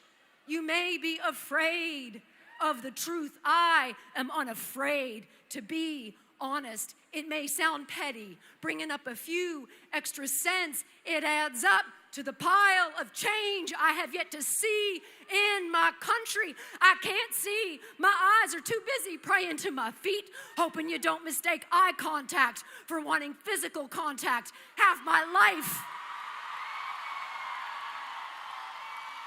I have been zipping up my smile, hoping you don't think I want to unzip your jeans.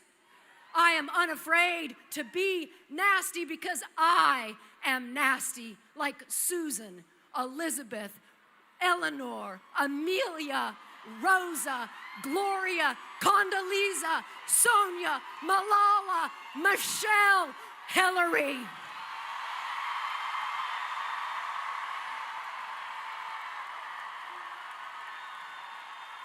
And our pussies ain't for grabbing. Therefore, reminding you that our walls are stronger than America's ever will be. Our pussies are for our pleasure. They are for birthing new generations of filthy, vulgar, nasty, proud, Christian, Muslim, Buddhist, Sikh, you name it, for new generations of nasty women. So if you, a nasty woman, or you love one who is, let me hear you say, hell yeah. Hell yeah. Hell yeah. I love you. Thank you.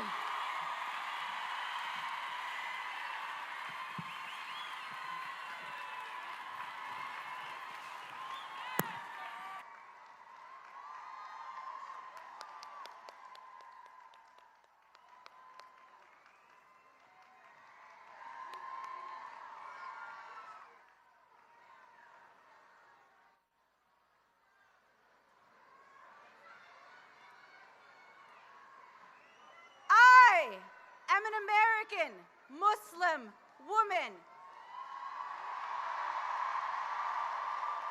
a daughter of immigrants, a person of color, a community organizer, and a civil rights lawyer. I, like you, am proud to work to be among Donald Trump's worst nightmares.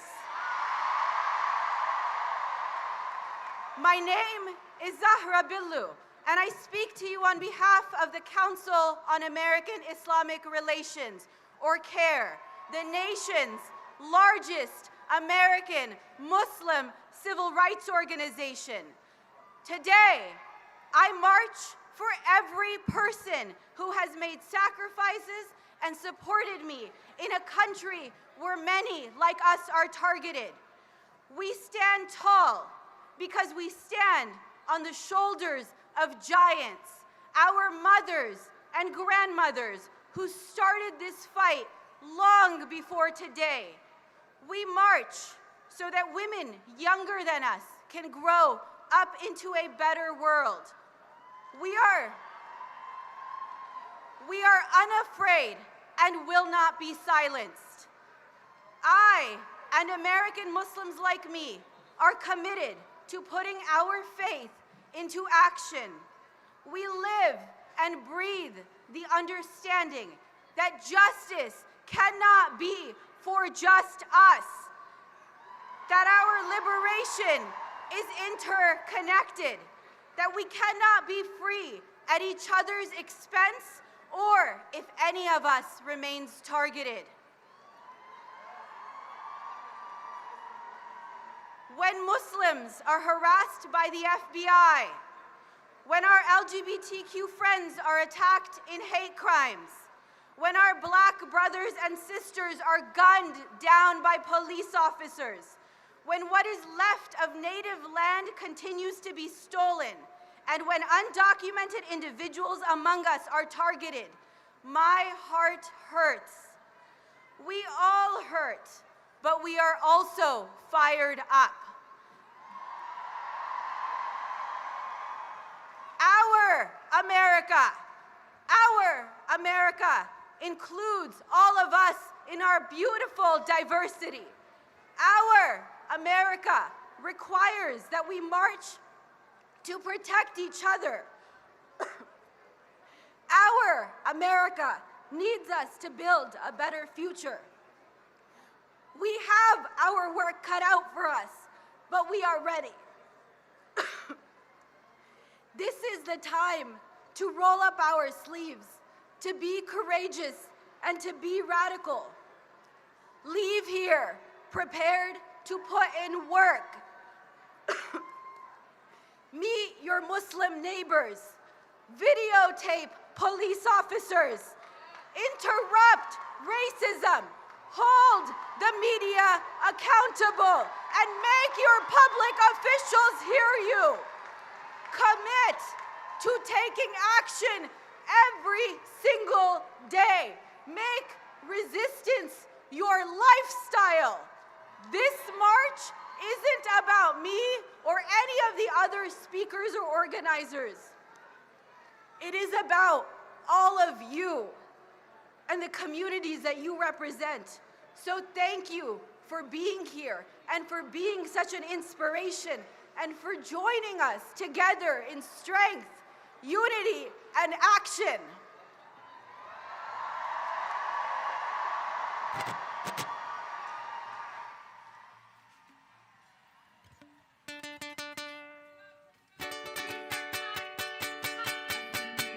And I'm here to bring you my war cry. This song is written in 5 languages. This is Zulu, Ochivambo, Kiswahili, Spanish, and English. And it's a song calling out that we may come together in justice, in healing, in freedom, in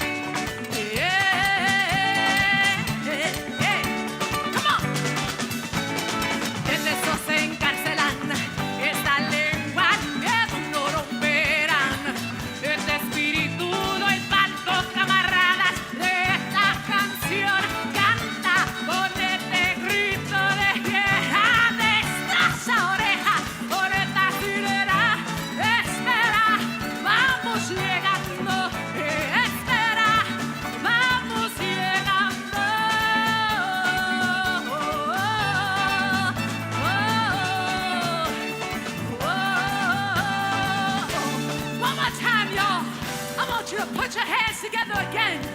We're gonna lift this one up even higher. We're gonna send this message of love, of justice across the world so everyone can feel it. We are exiles. Our nations live in memory's shadows. Our dreams lament. Once buried our warriors where dirges gave them trails of everlasting names, tears and songs. Could hear our war cry from the top of the mountain. Knew we were coming and feared it. But you stopped our tongues, hid our words into the dust, almost forgotten. Fear has made our voices still no longer. We will sing our way home. Vibration breaking ground, you will fear us. We will sing our way home. We've been given the power of the word, and we will use it. We will use it. We will use it. We will use it. We will use it. We will use it. We will use it. Teeth will not tear the tongue. We will not break the spirit at birth. Comrades from this song, sing out with war cry. This is that siren. Hold on, we are coming.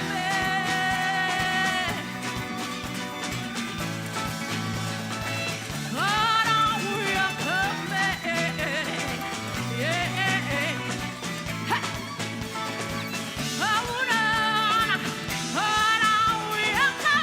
Hold on, yeah. Peace and love, y'all, in the spirit of justice.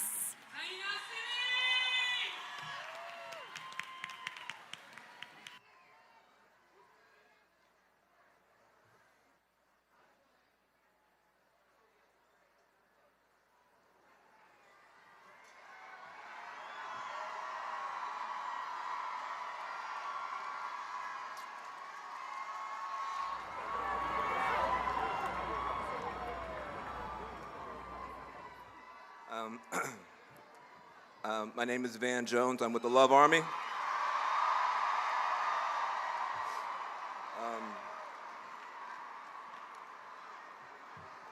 I just want you to know, yesterday was a hard day.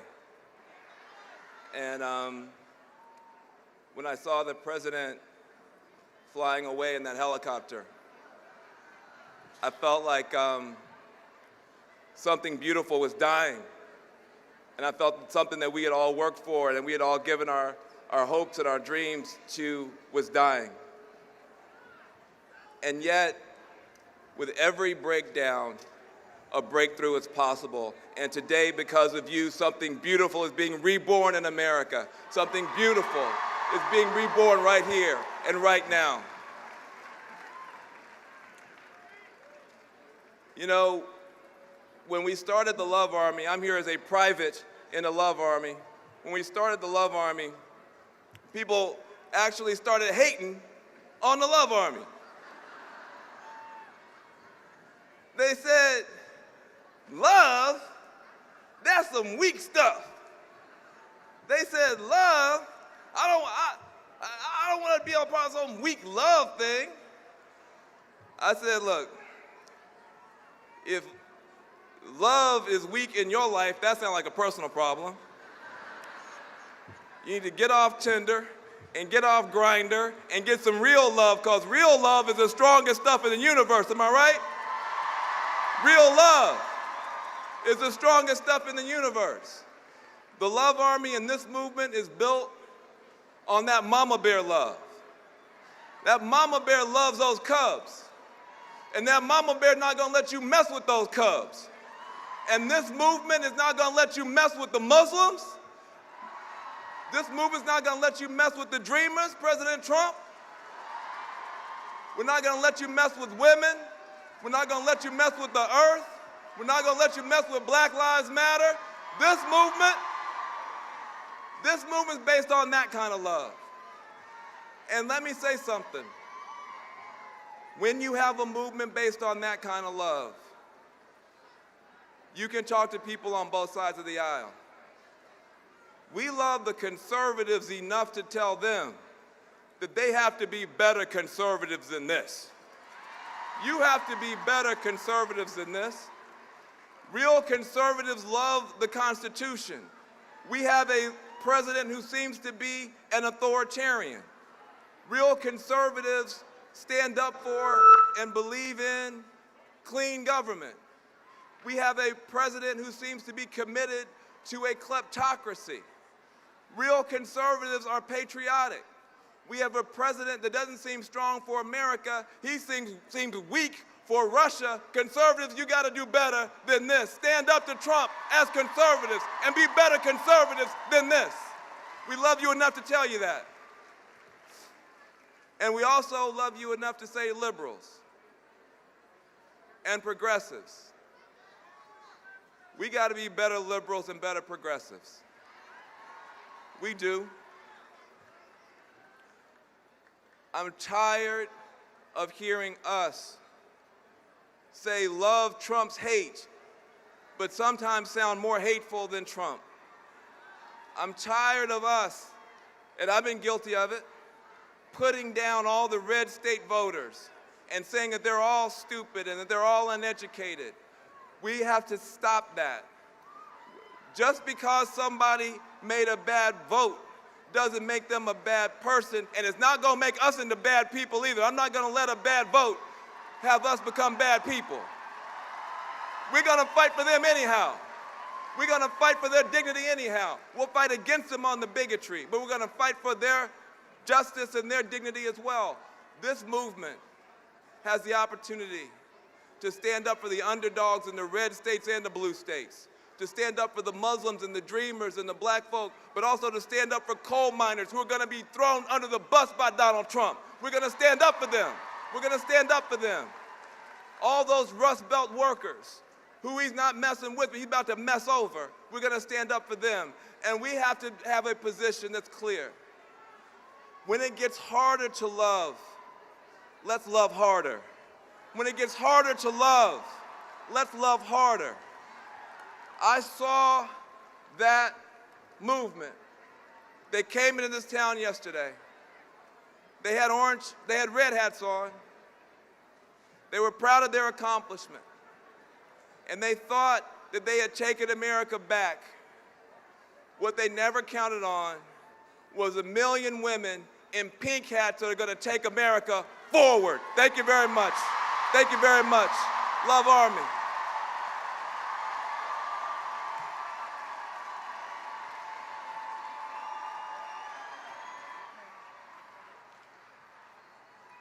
Good afternoon.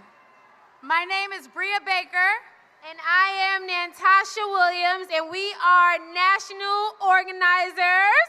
Yay! And it is our honor and privilege to bring the next speaker to the stage, the one and only author and activist, Janet Mock. Woo!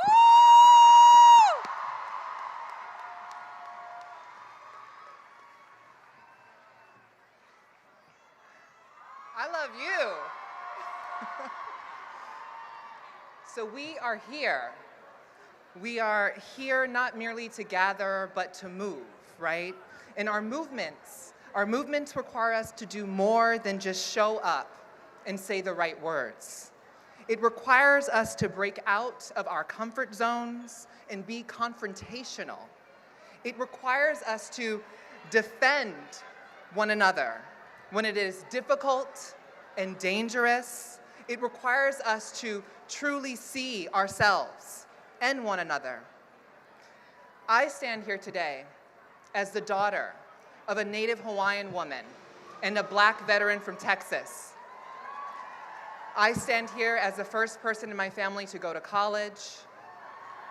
I stand here as someone who has written herself onto this stage to unapologetically proclaim that I am a trans woman, writer, activist, revolutionary of color.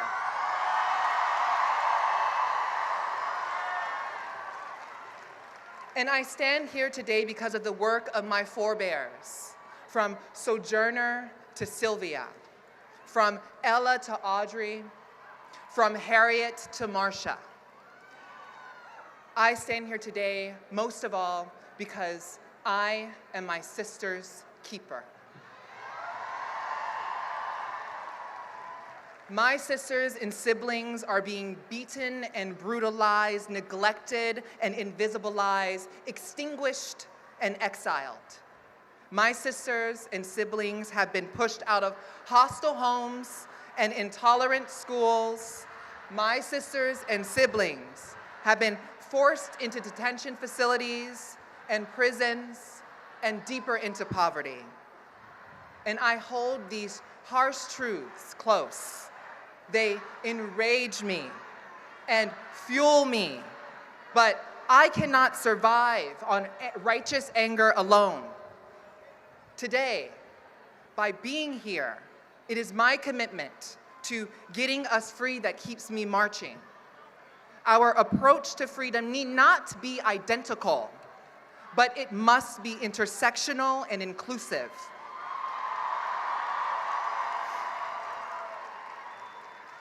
It must extend beyond ourselves. I know with surpassing certainty that my liberation is directly linked to the liberation of the undocumented trans Latina yearning for refuge, the disabled student seeking unequivocal access, the sex worker fighting to make her living safely. Collective liberation and solidarity is difficult work. It is work that will find us struggling together and struggling with one another. Just because we are oppressed does not mean that we do not ourselves fall victim to enacting the same unconscious policing, shaming, and erasing.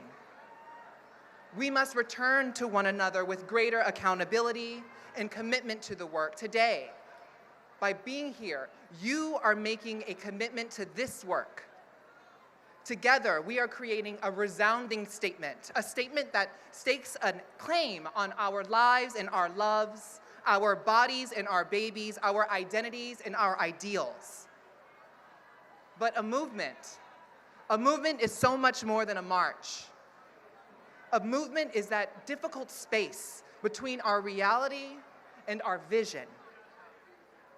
Our liberation depends on all of us returning to our homes and using this experience and all the experiences that have shaped us to act, to organize, to resist.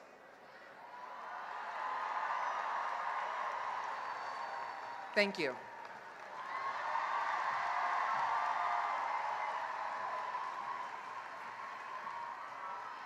Hello. I'm Sister Simone Campbell. I'm one of the nuns on the bus and honored to be here today. We have traveled this nation, met many of you, but I must say I've never seen a sight like this. All of us together in one place. That is very scriptural, if you will remember those who know the Christian scriptures. They say that we were gathered in one place, frightened, afraid to go out, and then a mighty wind came. A mighty wind that stirred the hearts and lifted the courage and let people know we're not alone. We're together. We're together regardless of our faith, regardless of our color of our skin, regardless of who we define as neighbor. We are all neighbors to each other, and that is the deep truth that our nation was founded upon. We are our sisters' keepers. We are our brothers' keepers. It is that truth that will help us to mend the gaps in our society. It's that truth that will get us to heal the economic divide where those at the top keep taking more than those who are working hard to generate their wealth. We, the people, can bridge this gap.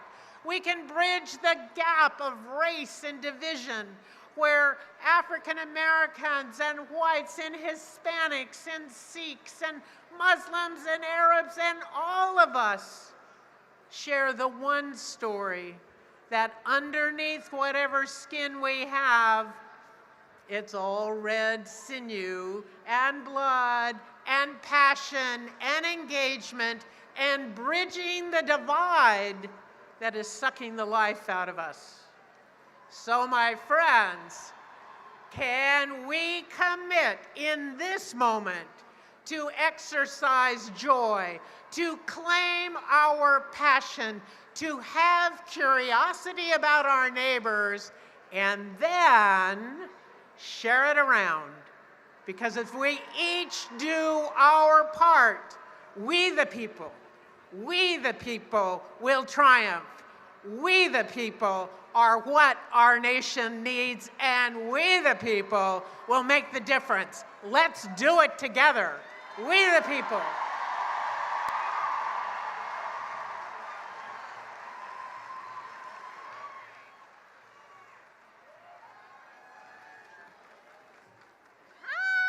How's everyone doing today?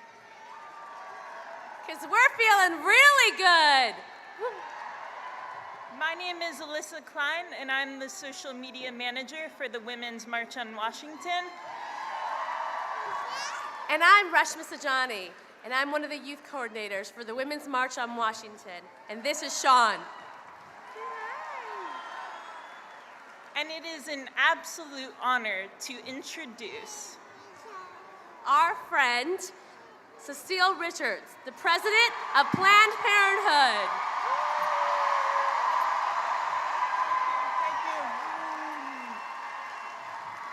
Hello, Washington. You are a beautiful sight. It is an honor to be here on behalf of the 1 in 5 women in America who've been to Planned Parenthood for health care. I wish every single one of them could see you. You are a beautiful sight, or for some folks in Congress, a terrifying one. We're here today to thank generations of organizers and troublemakers and hellraisers who formed secret sisterhoods, who opened Planned Parenthood health centers in their communities and demanded the right to control their own bodies. And today we're here to deliver a message. We're not going to take this lying down. And we will not go back. For the majority of people in this country, Planned Parenthood is not the problem, we're the solution. We've been part of the American country, the fabric of America for 100 years, and my pledge today is our doors stay open. Now is the time for us to link arms together for the right of working women to earn a living wage, for the right of immigrant families to live without fear, for the right of mothers everywhere to raise families, to raise families in safe communities with clean air and clean drinking water, including in Flint, Michigan. And we're here for the right to live openly no matter who you are or who you love, no matter what. And you better believe we're here to fight for reproductive rights, including access to safe and legal abortion.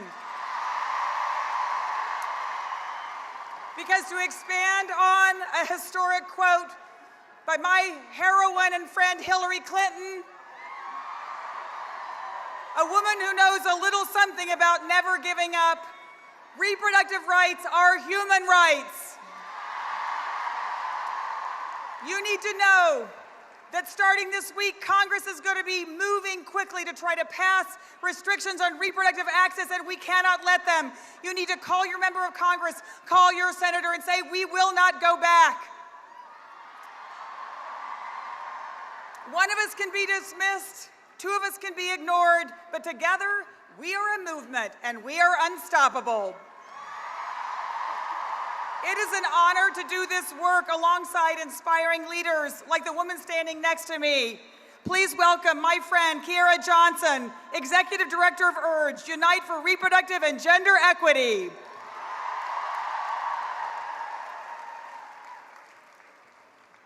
I see some nasty women out there. So nasty. I see some nasty boys out there too. Janet would be so proud. My name is Kiara, and I'm the ED of Unite for Reproductive and Gender Equity. And I work with young people, and I am unapologetically abortion positive.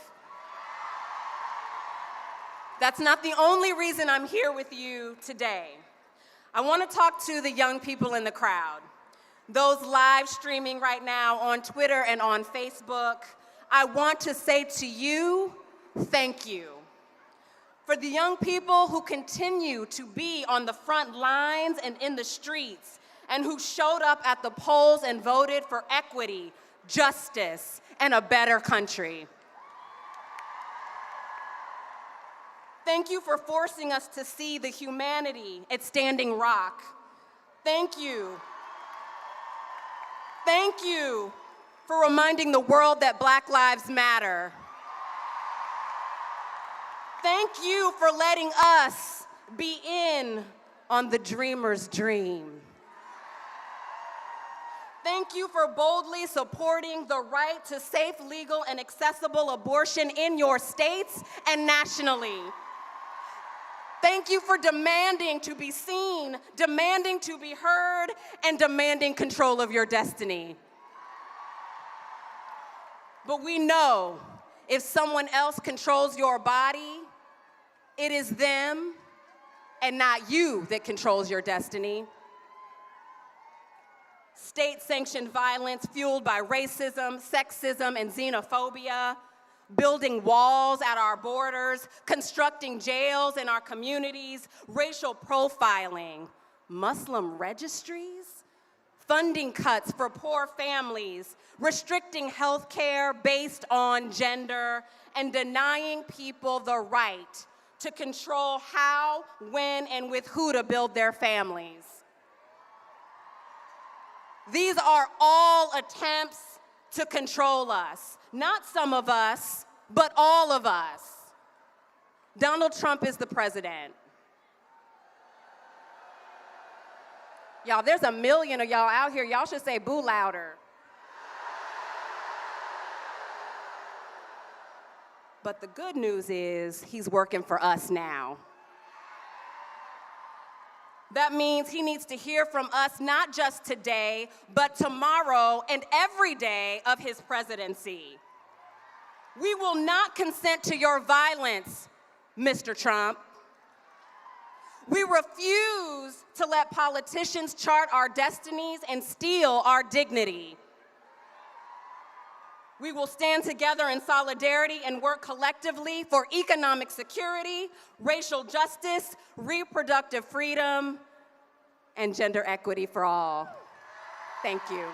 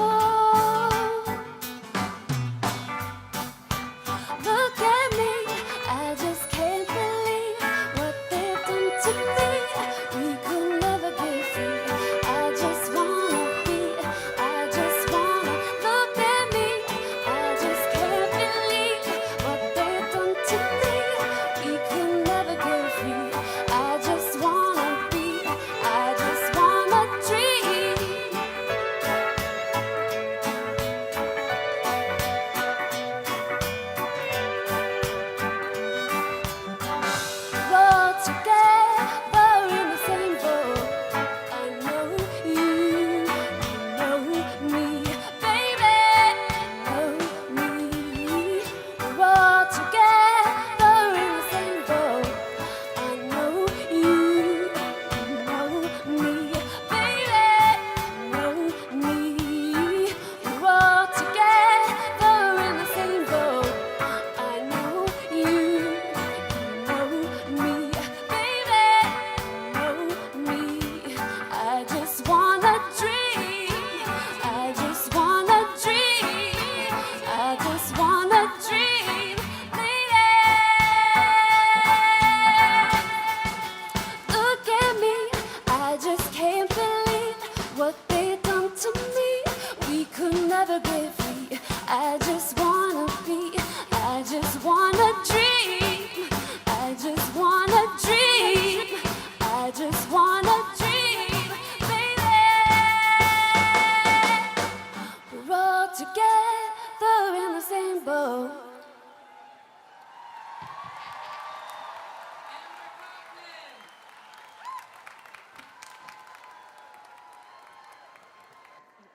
I have another announcement.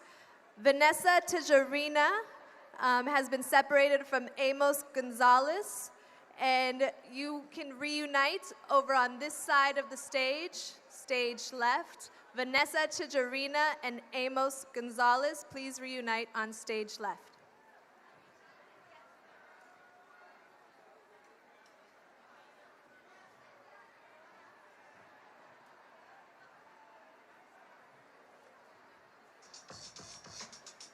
Women's March! DC! That's right, that's right. This march is about us, the people, the women in this country who refuse to be marginalized, sexualized, and abused and silenced. March! My name is Donna Hilton. I'm formerly known as inmate 86G0206. But in this moment, in this movement, I'm here to talk about those women and those girls that society refuses to talk about. They continue to criminalize. They continue to abuse, sexualize, denigrate, and dehumanize. And I stand here today to tell you that we are human, that we are women, and we are you, and you are we, and we count. And who said we couldn't break the ceiling? This is the glass ceiling right now, and from today on, this is our ceiling. And how amazing and wonderful it is to be in this powerful movement of sisterhood. And as we march today, we march in solidarity with millions of women and girls who have been told all their lives that they have no rights, they have no value, and they have no voice. But today, we in solidarity are marching to change that narrative. We are marching to rewrite, reclaim, and reimagine the humanity that has been taken and stripped from these women and girls. And they cannot march with us today, but they're here. 5 years ago, I was released from prison after serving 27 years. I thought that would get you. And when I walked out those gates of prison, I made a promise to those women who are our friends, our neighbors, our sisters, that I would do all that I could do to tell their story, tell their narratives, and to tell their truth.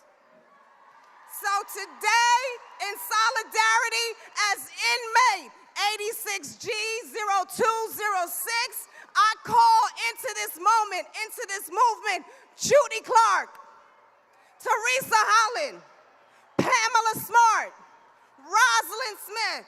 I call into this moment Alice Johnson, Sandra Rucker, Michelle West.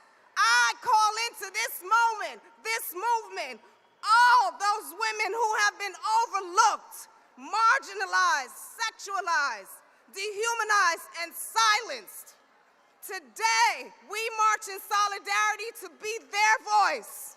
We are their voice. We are changing that narrative today. We are changing what has been said and used to denigrate and to vilify and to silence them. Today, we march to humanize women and every woman and girl in our country and across the world.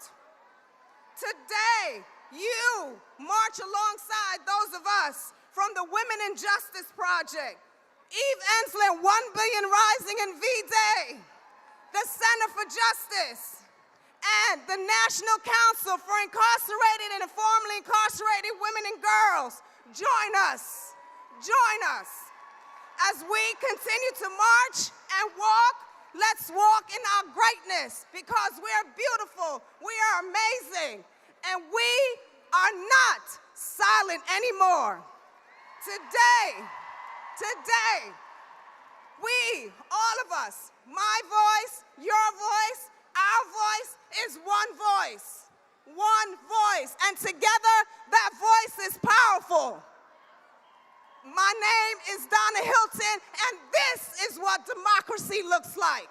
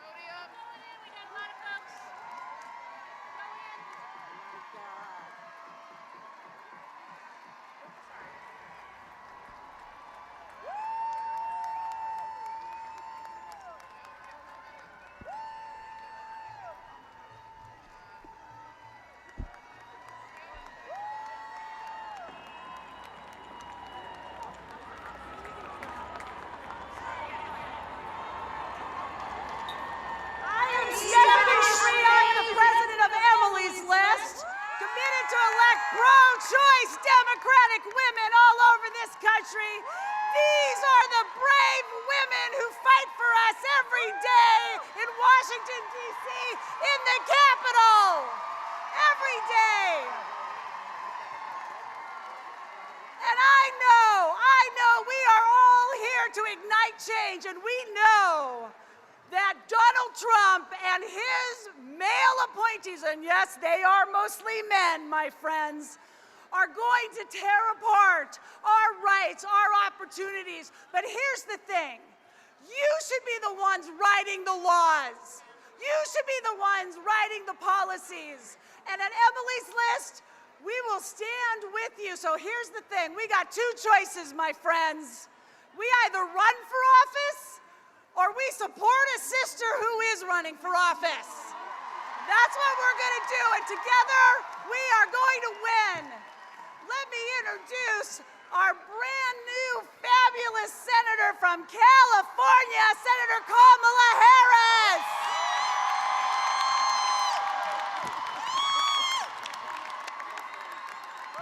All right.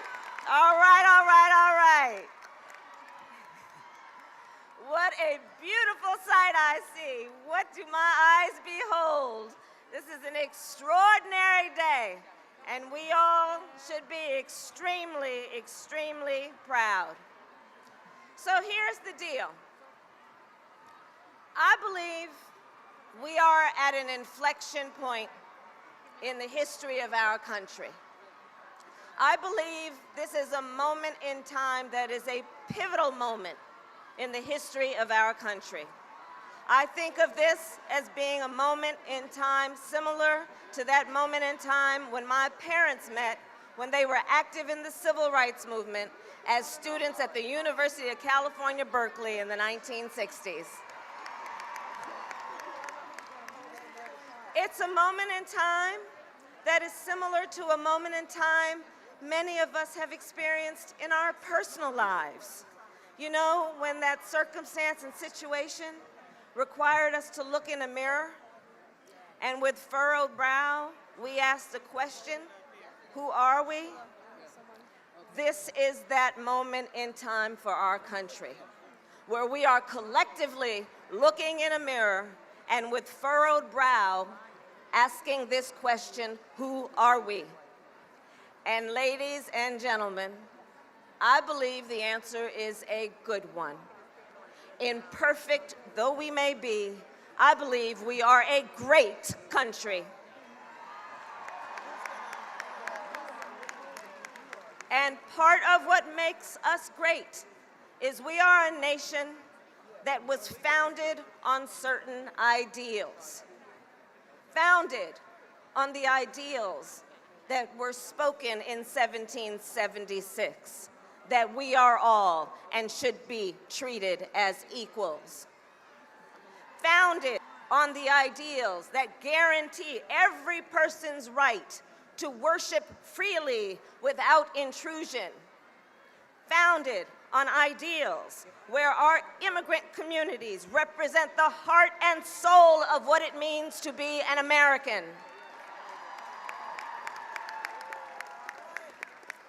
And when I look out at this incredible crowd today, I know one thing. Even if you're not sitting in the White House, even if you are not a member of the United States Congress, even if you don't run a big corporate super PAC, you have the power. And we, the people, have the power. And there is nothing more powerful than a group of determined sisters marching alongside with their partners and their determined sons and brothers and fathers, standing up for what we know is right.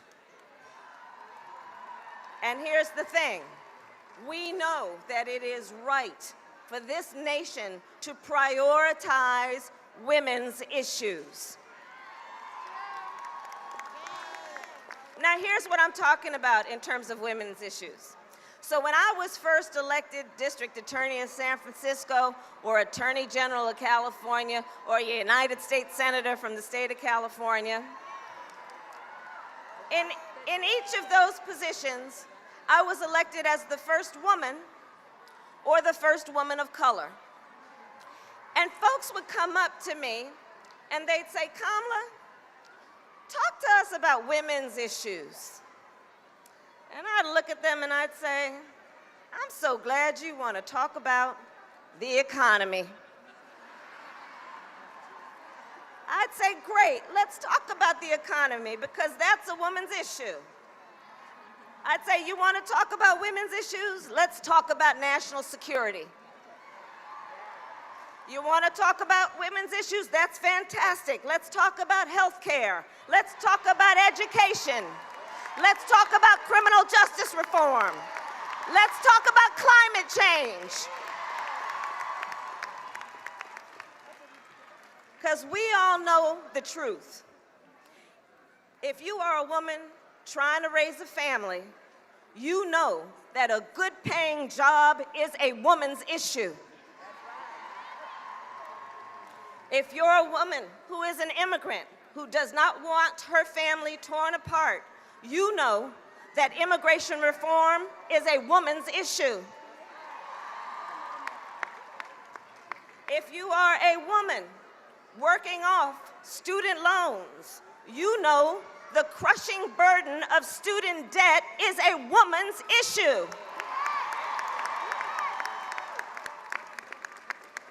If you are a black mother trying to raise a son, you know black lives is a woman's issue.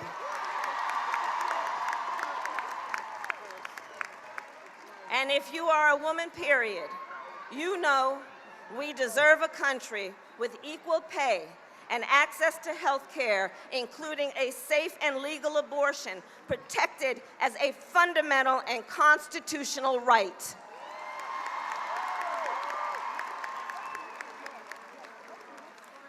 So all of this is to say, my sisters and brothers, that we are tired as women of being relegated to simply being thought of as a particular constituency or demographic. We together are powerful, and we are a force that cannot be dismissed or written off onto the sidelines. But I've got to tell you, what we all know is this: we've got our work cut out for us, and it's going to get harder before it gets easier. I know we will rise to the challenge, and I know we will keep fighting no matter what, because we've got the power. And I promise that I, along with my sisters and brothers on this stage, will be fighting for you every single day. And I know fight we will do and fight we will win, especially when they say it's unwinnable. Especially when they say that you might be the only one like you in that room. We know we will always be in that room together. So, in closing, here's how I think we should be thinking about today. This was a day for all of us to come together in our nation's capital, to be seen, to be heard, to be felt. Today is also a day we must recommit our power and our purpose, and let's make today a beginning. Let's buckle in, because it's going to be a bumpy ride, and then let's go back to Ohio and New York and Florida and California, and let's get to work.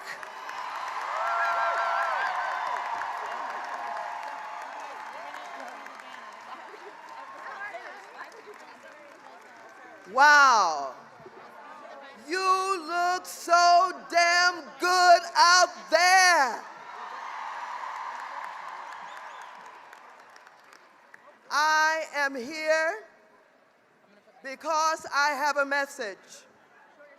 I want to ask Donald John Trump, are you disturbed that over 250,000 people, mostly women, led by women, are here in Washington today?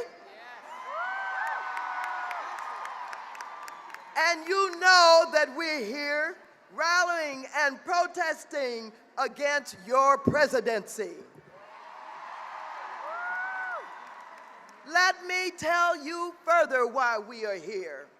Your words, your actions have shown us that you don't respect us, that both you and all of your nominees for your cabinet posts are dangerous for us and all of our families. I want to talk to you about those nominees and why they are dangerous. First of all, you have just Sessions. Sessions has a history. Whoa! He has a history of racism. He voted against Women Against Violence Act. He threatened civil rights workers who were just trying to register people to vote. And what about that Bessie Davos? A billionaire who he is picking to head education, who's never seen the inside of a classroom. She has no experience. She has no background. That's dangerous for our children. And what about that ex-CEO of Exxon, Tillerson?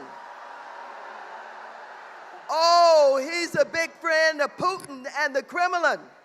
And we know that he hid the reports on climate change so that we would not know what Exxon was doing to us and our families. Oh, we know about your nominees, Mr. Trump.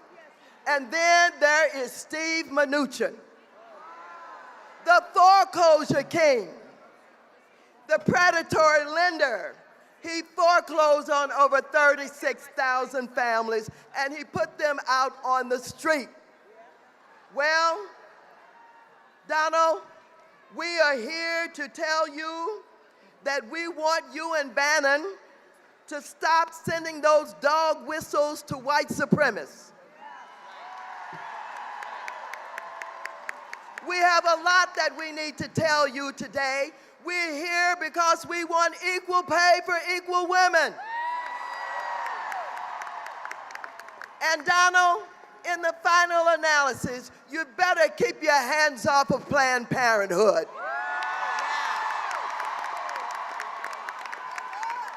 And so, Donald, while we are concerned, we're rallying and we're protesting, you don't intimidate us. You don't scare us. We're going to fight against you and your policies. We're going to struggle. We're going to do everything necessary to show you you cannot take this country down the path that you think you're going to take it down. We're not going to allow you to do it. And so I want to thank all of you for being here today. Are you ready for the fight? Are you up to the fight? Are you going to continue the fight? Thank you all so very much. Now, you have all of these members of Congress here, and all of us work together so very well. But I'd like to introduce you to the black women of Congress who belong to the Black Caucus, who are struggling every day along with our sisters in the Congress for justice and equality. First, our organizer, Yvette Clarke. That powerful woman from Oakland, Barbara Lee. Gwen Moore. You just heard from Kamala Harris. Lisa Blunt Rochester. Sheila Jackson Lee. Terry Sewell. Val Demings. And Brenda Lawrence. Give them all a big round of applause. Thank you. Just more than 100 years ago, women and men, but mostly women of courage just like you, marched on Washington to tell the then president before his inauguration that they demanded the right to vote. Now today, those women, they were tripped, insulted, hospitalized, but they knew that that fight for the vote was important for them, their families, and this country. Today, after Hillary Clinton put 65 million cracks in the hardest and highest glass ceiling, we are marching on Washington for similar reasons. We want to be counted. We want to be heard. And we are going to fight for what we believe in. Just as the women stared down their own future at the impossible, we are not turning back. We have so many issues to fight for. We don't have equal pay for equal work in this country. We don't have a national paid leave plan. We have to fight for what we believe in. We know that not until every woman and girl in this country has the chance to reach their God-given potential, that America will not reach hers. That's right. We only have 20% of women in Congress, and many of them and our male colleagues stand here firmly for you. But I promise you, if we had 51% of women in Congress, do you think we'd be debating access to contraception? Do you think we would be debating whether to have paid leave? Do you think it would be so hard to end sexual assault on college campuses and in our military? It would not.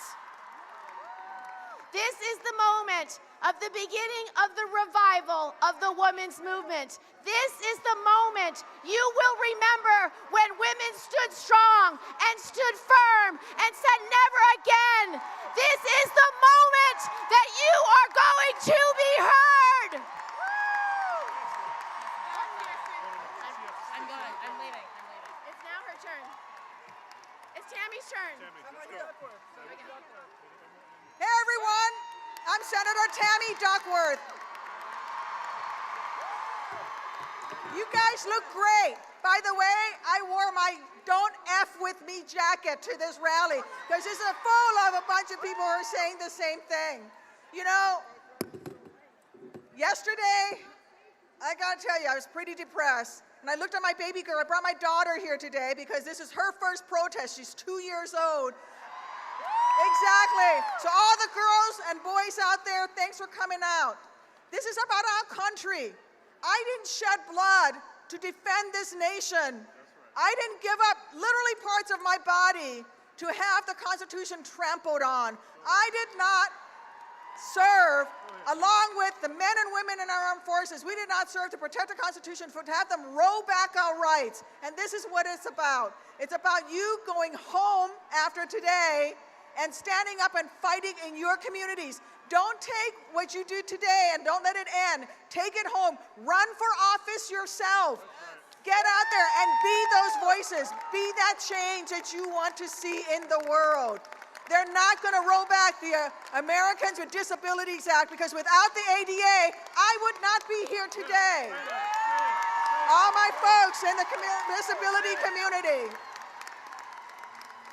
they are not going to pollute our air and our water. And you know, I just sat through 2 weeks of confirmation hearings for what starts to look like a swamp cabinet of cabinet secretaries, people who forget that they have millions of dollars in the Cayman Islands. Oh, sorry, we forgot to disclose that. People with ethical problems, people who don't know whether or not there's a safe amount of lead that can be in your drinking supply. These are all things we have to fight for. This is what every single one of the people standing on this stage is going to be fighting for. So join us, come together, go home and fight in your communities, on your school boards, run for Congress, run for the legislature, be that voice, because without you, we don't. I saw a sign out there that says, women are the wall. Where's that sign? Women are the wall and Trump will pay. That is absolutely right. We are the wall. You will not roll back our rights. Not as long as we're here. Not as long as we're breathing. Thank you. God bless each and every one of you.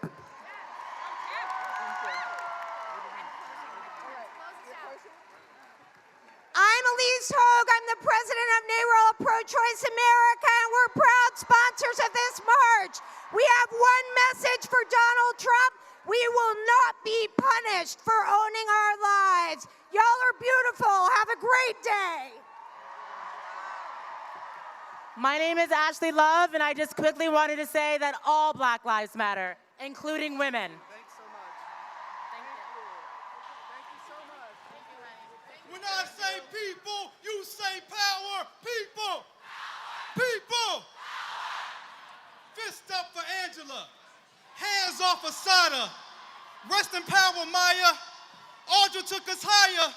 Fannie Lou, Ella, NOI, and the Panthers. I thank God for Michelle Alexander. My mama raised me all by herself. Her left hand and her right hand was a help. As a man, I could never understand how she felt. Fuck white supremacy, white privilege, and white wealth.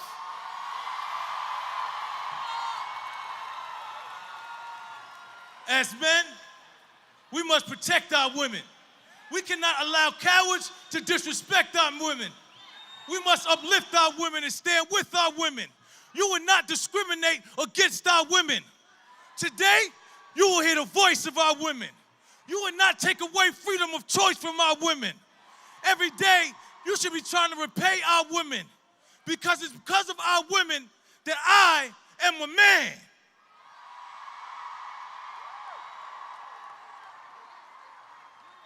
My name is Aja Monet, and I'm a poet, and I'm honored to be here. When people say language has no power, let us not forget it was language, it was words that got Trump in office. It was the power of words. This poem I'm about to read is for the daughters of a new day. Be not discouraged, be not dismayed, be defiant always. This poem is called My Mother Was a Freedom Fighter. She testifies a night song on the woolly back of a mammoth. Shadow boxing rivulets, a mother's cowl falls to her feet. A fist in the pouch of a honey-hipped negra. Hill towering over the country, the farmers of plantations, the maids of motels, the mansions, the nurses of hospitals and camps, the shamans in huts walking to work in dawn fog with heretic hands, a chupacabra suffering in solos, or a black unicorn refugee panhandling at the border of an upside-down dimension. Beguiled by bars, bearing the burden of crimes of love, cold sweat, despair, almonds, denied a passport to mercy, a citadel of judgment. She was born in the bulwark of bordellos, brothels, poor women, least love in pawn shops shaped as men, traversing the sins of them. Unyielding wind blows her back into dirt roads, waves dimly seen. My mother was a freedom fighter, singed at the stakes or drowned at sea. She studied the way of water and gills. She is a mermaid. She is an archipelago of shanty towns. She is made of invention and necessity and found scraps, a bouquet of bloody music in her hands, cane of sugar, leaves of tobacco, a cluster of bananas, coffee beans, the husk of corn, a poppy seed tea shrub, spikelet of wheat, rice flour, gold nuggets, diamonds and coltan.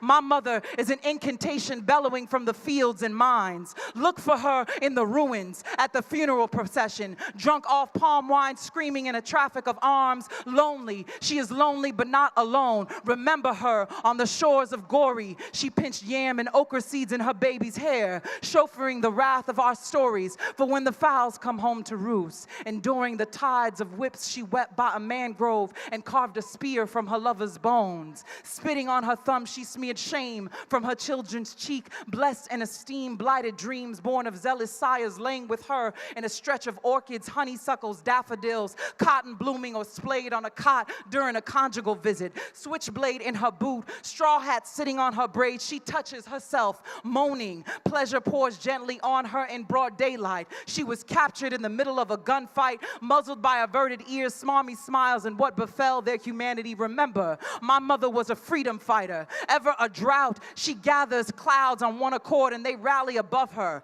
fermenting nature, her courage.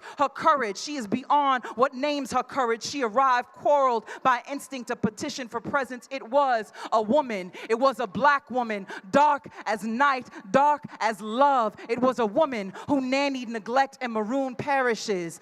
Hooting and hollering, she midwife revolutions in rainforests, Amazon, cities, sediments of her sorrow beseeching. Because of the eye of the storm within her, they called her magic, merely more. She was a freedom fighter, and she taught all of us how to fight. Love y'all. Keep fighting. Thank you. Thank you. My name is Paola Mendoza, and I am the Artistic Director of the Women's March on Washington. It is my honor and my great pleasure to introduce one of my personal heroes, the immigrant rights activist, incredible, inspiring Sophie Cruz and her family.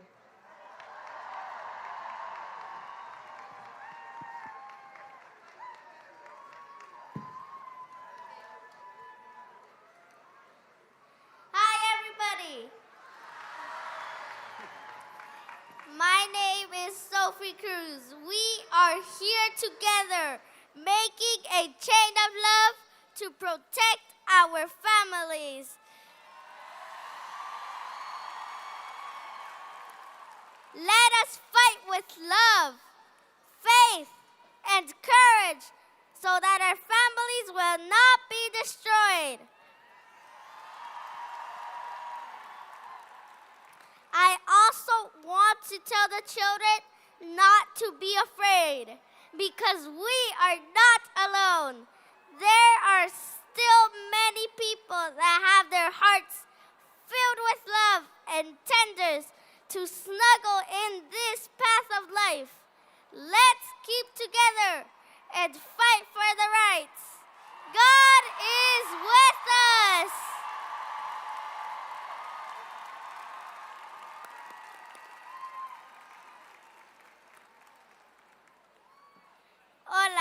Me llamo Sophie Cruz. Estamos aquí juntos haciendo una cadena de amor para proteger a nuestras familias. Por favor, les pido a todos que luchemos con amor, con fe y con valentía para que no se destruyan nuestras familias.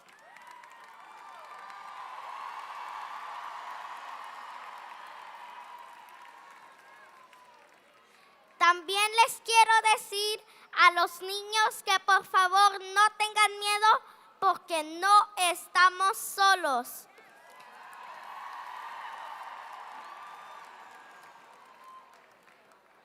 Son muchas las personas que tienen el corazón lleno de amor y de ternura para abrazarnos en este camino de la vida. Luchemos por lo justo. Dios está con nosotros. Sí se puede, sí se puede, sí se puede, sí se puede, sí se puede, sí se puede, sí se puede, sí se puede.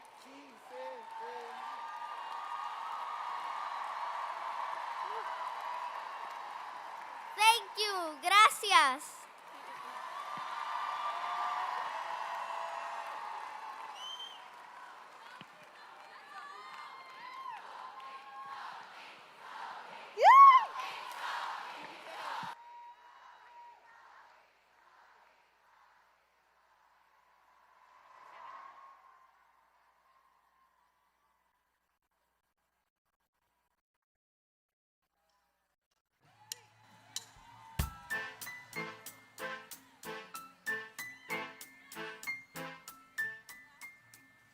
Assalamu alaikum, peace be upon you.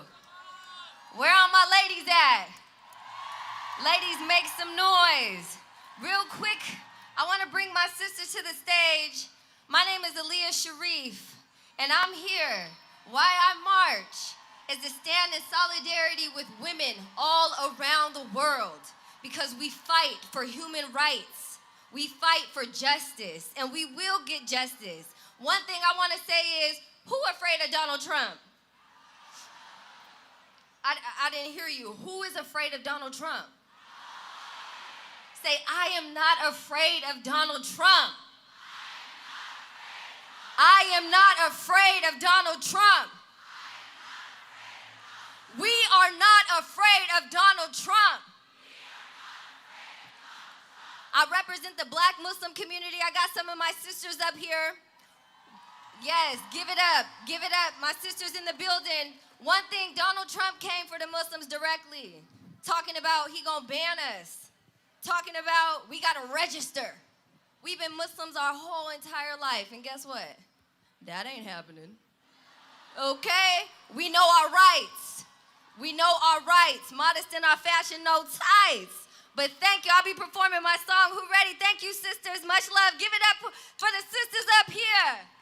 And all the sisters who ready for a revolution. Listen, listen, fasting in these hard times, living my rhymes, trying to envision a better picture, division divides, money by minuscule differences, yo, it's fact, opinion, switching your comments, it's just so you can student, now you're getting chilling with sinners, you don't handle your business, you try to blend with the trend, no matter who you offend, you're disrespecting our women, you're cashing checks just to benefit effects to our mental, but who gave them credentials?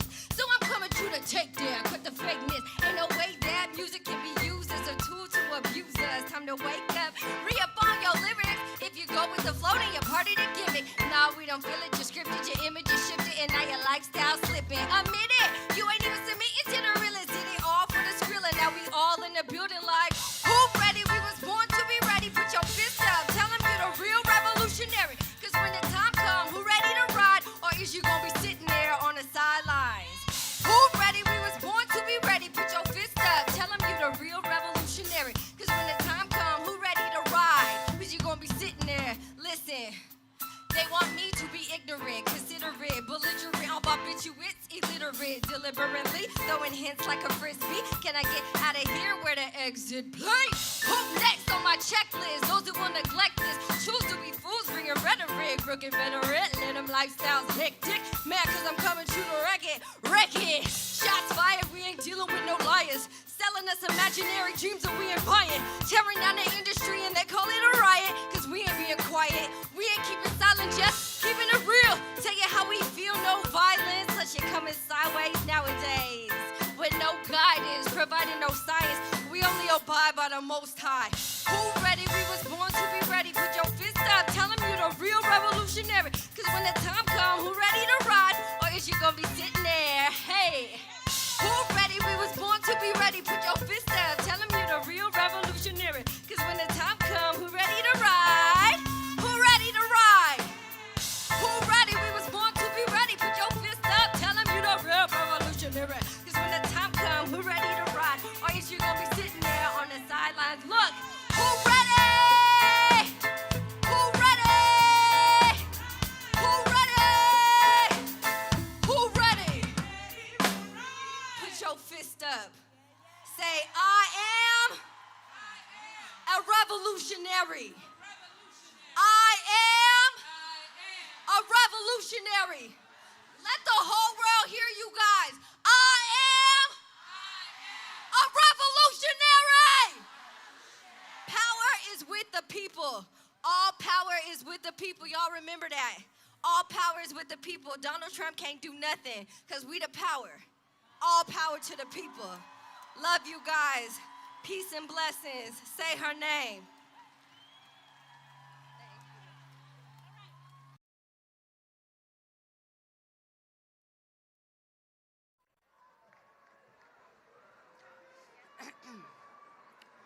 Have you been to the gynecologist yet?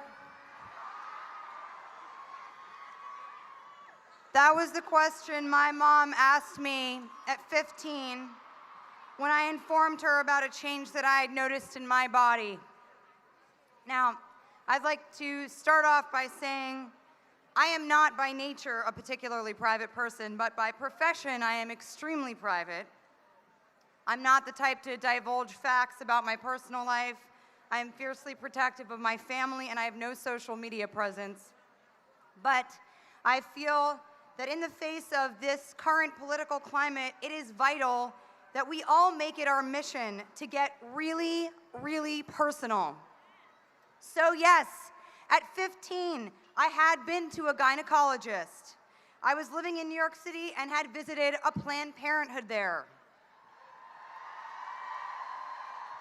My mother moved to California a few years before. My brother Hunter and I were living with my father, and at 15, I had been working in the entertainment industry for 8 or so years and had been fortunate enough to be eligible for private health insurance through my union. Our family struggled financially. We'd been on public assistance for several years, and I was primarily responsible for making my own doctor's appointments. But still, I was nervous about taking this next stride towards womanhood, and it was actually my clinician at Planned Parenthood who suggested I speak with my pediatrician if I was seeking a referral. She was compassionate and professional and told me that she was happy to treat me for regular checkups and when the time came, for STD and cancer screenings. No judgment, no questions asked. Planned Parenthood provided a safe place where I could be treated with gentle guidance. Now, I may have been 15 and surprisingly self-sufficient, but I'm sure there isn't one person here who has not been helped by Planned Parenthood directly or otherwise. When I knew I was coming to speak on behalf of women's reproductive and health issues, every single one of my girlfriends had a story about Planned Parenthood. They saved me so many times. One of my best girlfriends confided in me, saying, "They saved my ass and some other parts too." When I found out I had precancerous signs I never would have known about without my annual checkups, and her speech grew more emphatic and emotional as she described how the organization had helped her decide between treatment options. She was able to make some difficult decisions, deciding what was right for her body, and her then partner without anyone else's interference. My sister also used Planned Parenthood services for years after moving states. She'd been living her whole life in New York City, pursuing her dream to move to California. She had no contacts and no health insurance, but was able to regularly see a doctor at a Planned Parenthood clinic for screenings, advice, birth control, and checkups. For the more than 2.5 million patients a year that rely on Planned Parenthood services for cancer and STD screenings, birth control, safe abortion, and pregnancy planning, these are uncertain and anxious times. Lawmakers in 24 states have tried to block patients from receiving care at Planned Parenthood. Congress has voted to limit access to reproductive services 9 times. Boo. Yes, boo. There are very real and devastating consequences to limiting access to what should be considered basic health care. For millions of Americans, Planned Parenthood is often the only trustworthy and affordable clinic providing safe education, sex education, safe abortion, and life-saving services. President Trump, I did not vote for you.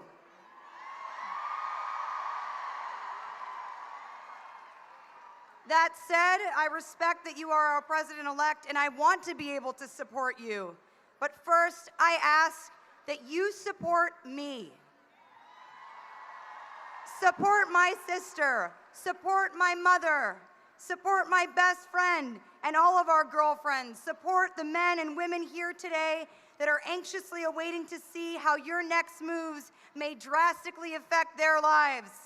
Support my daughter, who may actually, as a result of the appointments you have made, grow up in a country that is moving backwards, not forwards, and who may potentially not have the right to make choices for her body and her future that your daughter Ivanka has been privileged to have.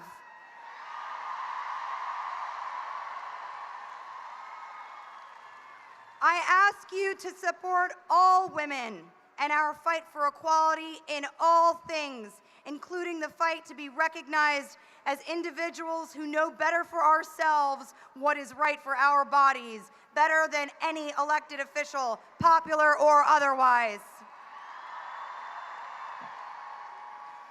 It is a great honor for me to be speaking here in front of all of you today. After the result of this November's election, I felt as a woman, as an American citizen, a great weight bearing down on my shoulders, the feeling that the near future would present many obstacles, confrontation, and division. My immediate thought after hearing the election results was, oh man, we have so much work to do. But once the heaviness began to subside, I realized that an opportunity has presented itself to make real long-term change, not just for future Americans, but in the way that we view our responsibilities to get involved with and stay active in our communities. Let this weight not drag you down, but help to get your heels stuck in. I pledge my relentless devotion to support women's healthcare initiatives. I will not stop fighting to make basic women's healthcare available to all. I believe with every fiber of my being that the conversations that we have with our partners and our doctors about what we do with our bodies and our future should not be made fodder for any politician, political agenda, lawmaker, and for-profit corporation.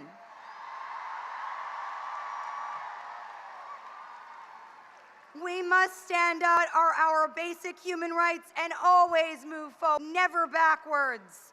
The current political administration benefits from taking the power away from us. Don't give up your power.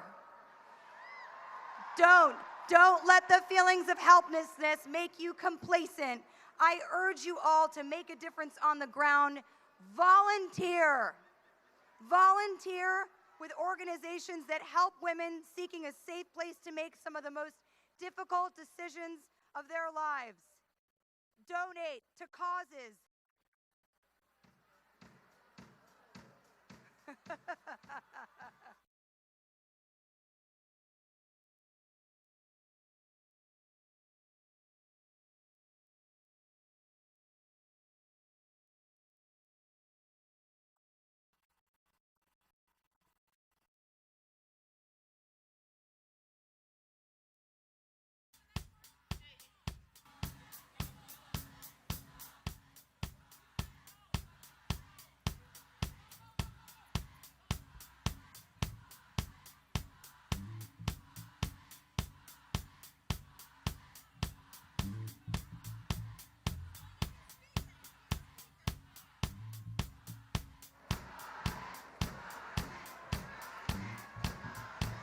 Good afternoon, family. My name is Carmen Perez, and I am the Executive Director of the Gathering for Justice. I am truly humbled to join and serve you as one of the national co-chairs of the Women's March, alongside my sistren, Tamika Mallory, Linda Sarsour, and Bob Bland, as well as the many, many people who have worked so hard to make today happen. Thank you. I stand here as a Chicana Mexican-American woman, as a daughter and granddaughter of farm workers, as a family member of incarcerated and undocumented people, as a survivor of domestic violence, as a woman who knows pain and who has transformed her pain into gifts. Gifts that have allowed me to see light in the darkest places. For 20 years, I have worked in America's prisons. I have seen families being torn apart, locked up in cages, many stripped of their rights, their freedoms, and ultimately their lives. And the majority are Black and brown, including women, women who I call sisters. This has to end. This will end. Because of you, because of us. Today, I join you all and raise my voice, loud and clear, to say we had had enough. We know what the problems are. We know who our enemy is. We know what the injustice have done to us and those we love. But to overcome them, we have to stand in solidarity. We have to listen to each other and know that we always have more to learn. To protect each other, we don't always have to agree, but we have to organize and stand together. We must remember that unity of action does not mean that we have to be unanimous in thought, but that injury to one is injury to all. I am reminded of the words of my mentor and boss, Harry Belafonte. Those who are working towards the liberation of our people are only subject to friendship and support. Those who are being divisive are playing the enemy's game. And so our responsibility is to find our way. There's an entry point for all of us to be involved in this movement. So get involved, stay involved, and keep your eyes on the prize. Know that those closest to the problem are also closest to the solution. Trust them. Stand with them in your actions. Because I believe what Fannie Lou Hamer said, when I liberate myself, I liberate others. And if you don't speak, ain't nobody gonna speak on behalf of you.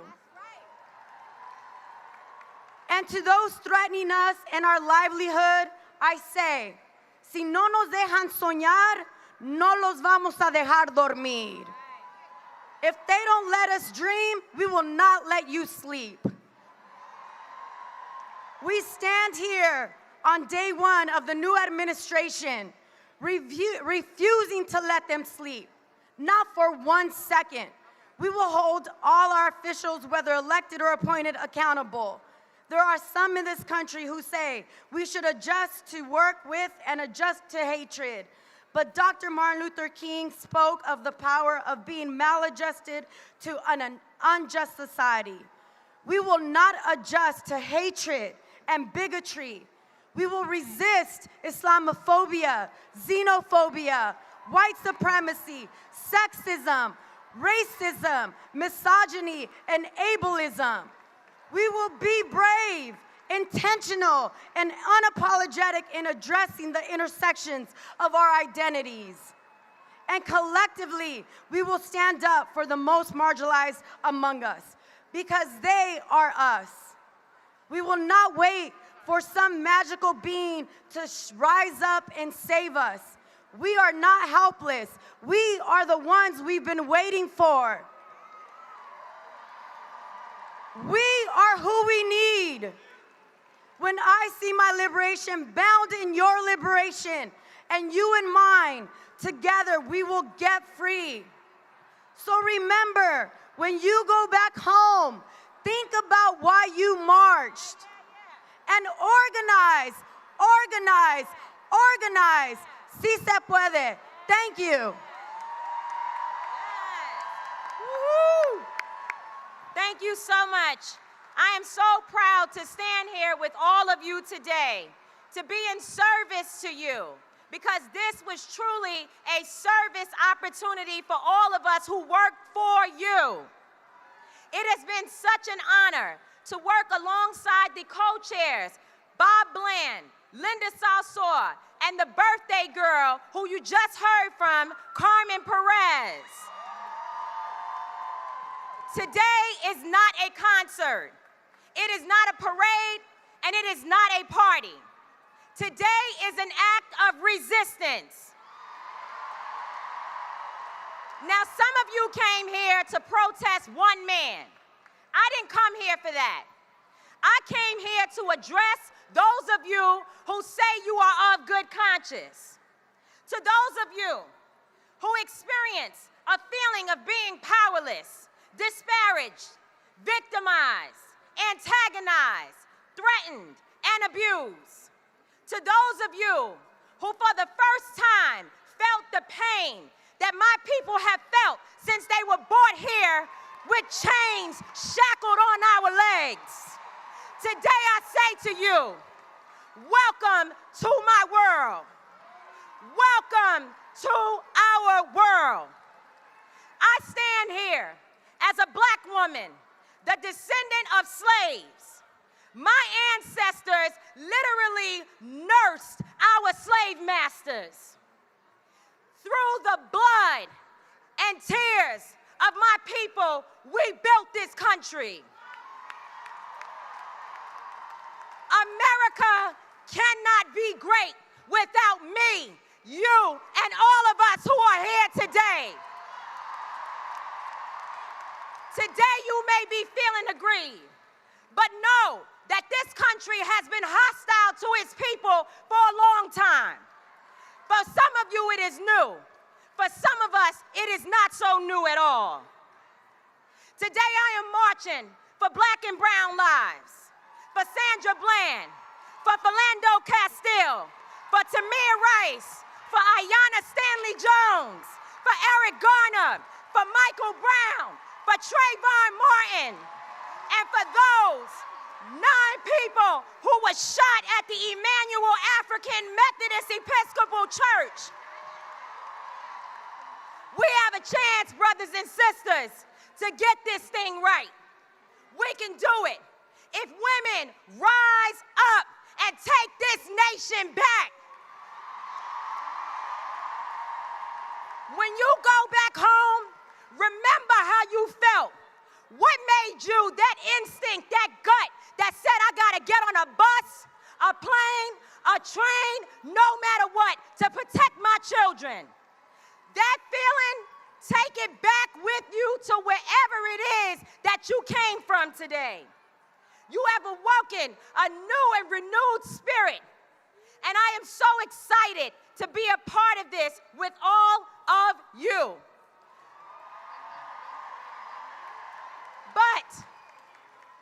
to be quiet in our whisper, to speak low about it, is not going to get it done. We must be bold the way you were bold to come here in these large numbers today. When you feel that we are not taking care of one another properly, put your feelings aside, put your pride aside, and stand up for the most marginalized people in this society. Because if you stand for them, you stand for all. Dr. King said, I will not remember the harsh words of my enemies. I will remember the silence of my friends. God bless you.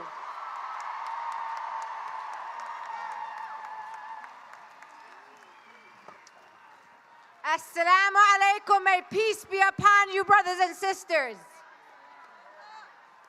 My name is Linda Sarsour, and I am one of the national co-chairs for the Women's March on Washington. I stand here before you, unapologetically Muslim American, unapologetically Palestinian American, unapologetically from Brooklyn, New York. Sisters and brothers, you are what democracy looks like. Sisters and brothers, you are my hope for my community. I will respect the presidency, but I will not respect this president of the United States of America. I will not respect an administration that won an election on the backs of Muslims and black people and undocumented people and Mexicans and people with disabilities and on the backs of women.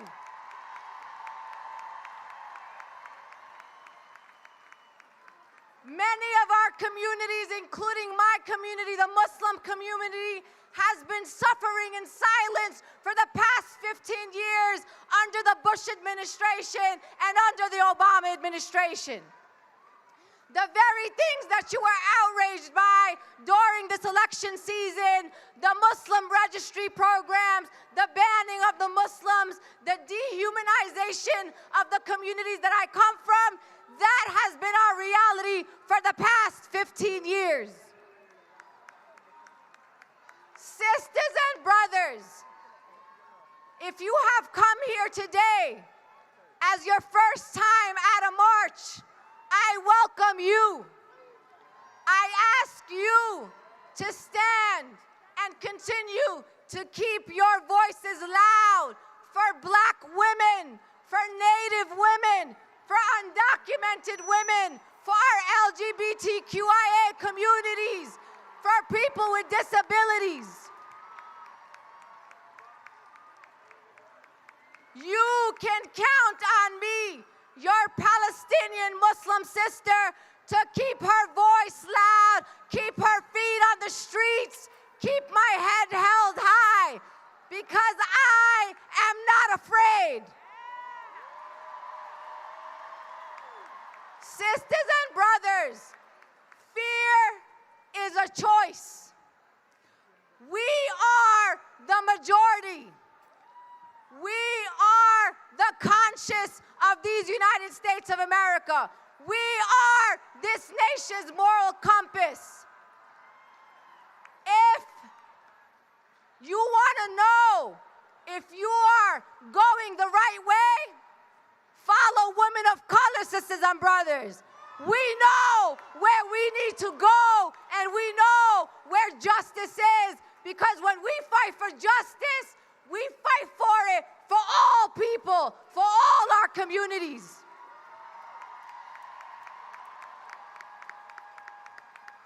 I want to remind you that the reason why you are here today is because mothers and yoga teachers and organizers and bakers came out to organize. Ordinary people made this happen. no corporate dollars, no money from corporations. This is your dollars. This is your work.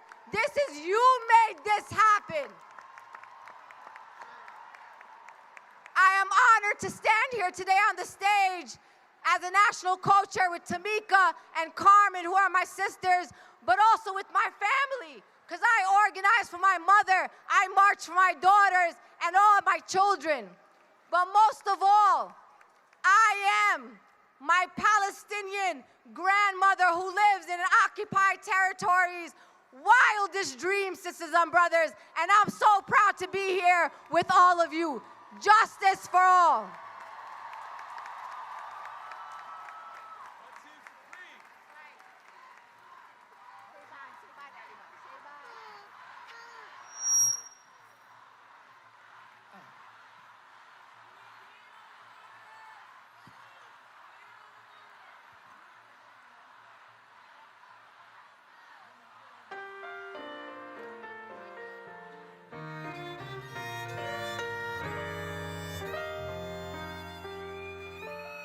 I was born by the river in a little tent. Oh, I just like the river. I've been running ever since. It's been a long, long time coming, but I know the change gonna come. Oh, yes it will. It's been too hard living, but I'm afraid to die, 'cause I don't know what's up there beyond the sky. It's been a long, long time coming, but I know change gonna come. Oh, yes it will. I go to the movie and I go downtown. Somebody keeps telling me don't hang around. It's been a long, long time coming, but I know the change gonna come. Oh, yes it will. Then I go to my brother and I say, brother, help me please.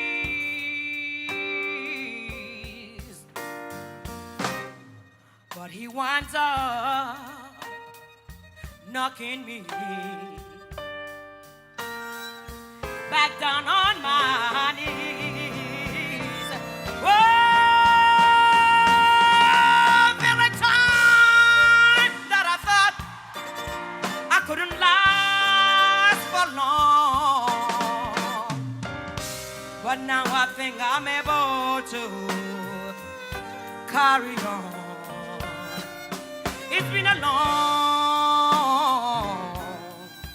long time coming, but I know the change gonna come. Oh, yes it will. It's been a long, long time coming, but I know the change gonna come. Oh, yes it will. It's been a long, long time coming, but I know the change gonna come. Oh, yes it will. I know the change is coming, and it's gonna come. Thank you. Thank you.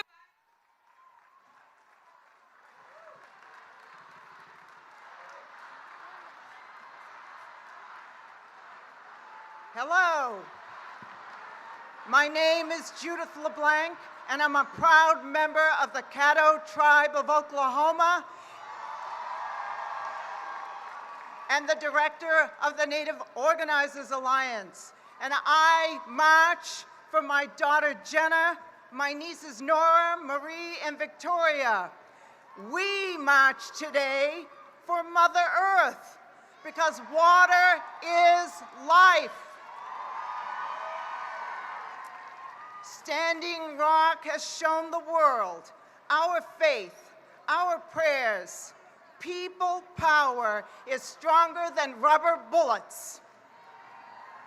Across Indian country, generations have suffered from contaminated air, land, and water after fossil fuel corporations ran with their profits. That is real carnage, President Trump. President Trump, we heard you're considering privatizing land, Indian land, for oil. You will not steal our land. We've been there before. Today, Native women are here, representing many nations, and we are marching in prayer. We are marching with our ancestors in our hearts. It's a Standing Rock moment. And President Trump, let me break it down for you. A Standing Rock moment means our power is rooted in love for humanity. Our strength is drawn from our ancestors. Our medicine is stronger than rubber bullets or water cannons. Standing together, people united, we are who are here today, who are standing with Standing Rock, standing with Flint, Michigan, standing with Oak Flats, standing with immigrants united. Today, Indigenous people, water protectors all across the world are saying no to pipelines, no to corporate plunder of sacred sites, no to wars for oil. President Trump, the movement that we're building is driven by faith, by hope, by love and prayers. We will stop the carnage of Mother Earth. Water is sacred. Water is life.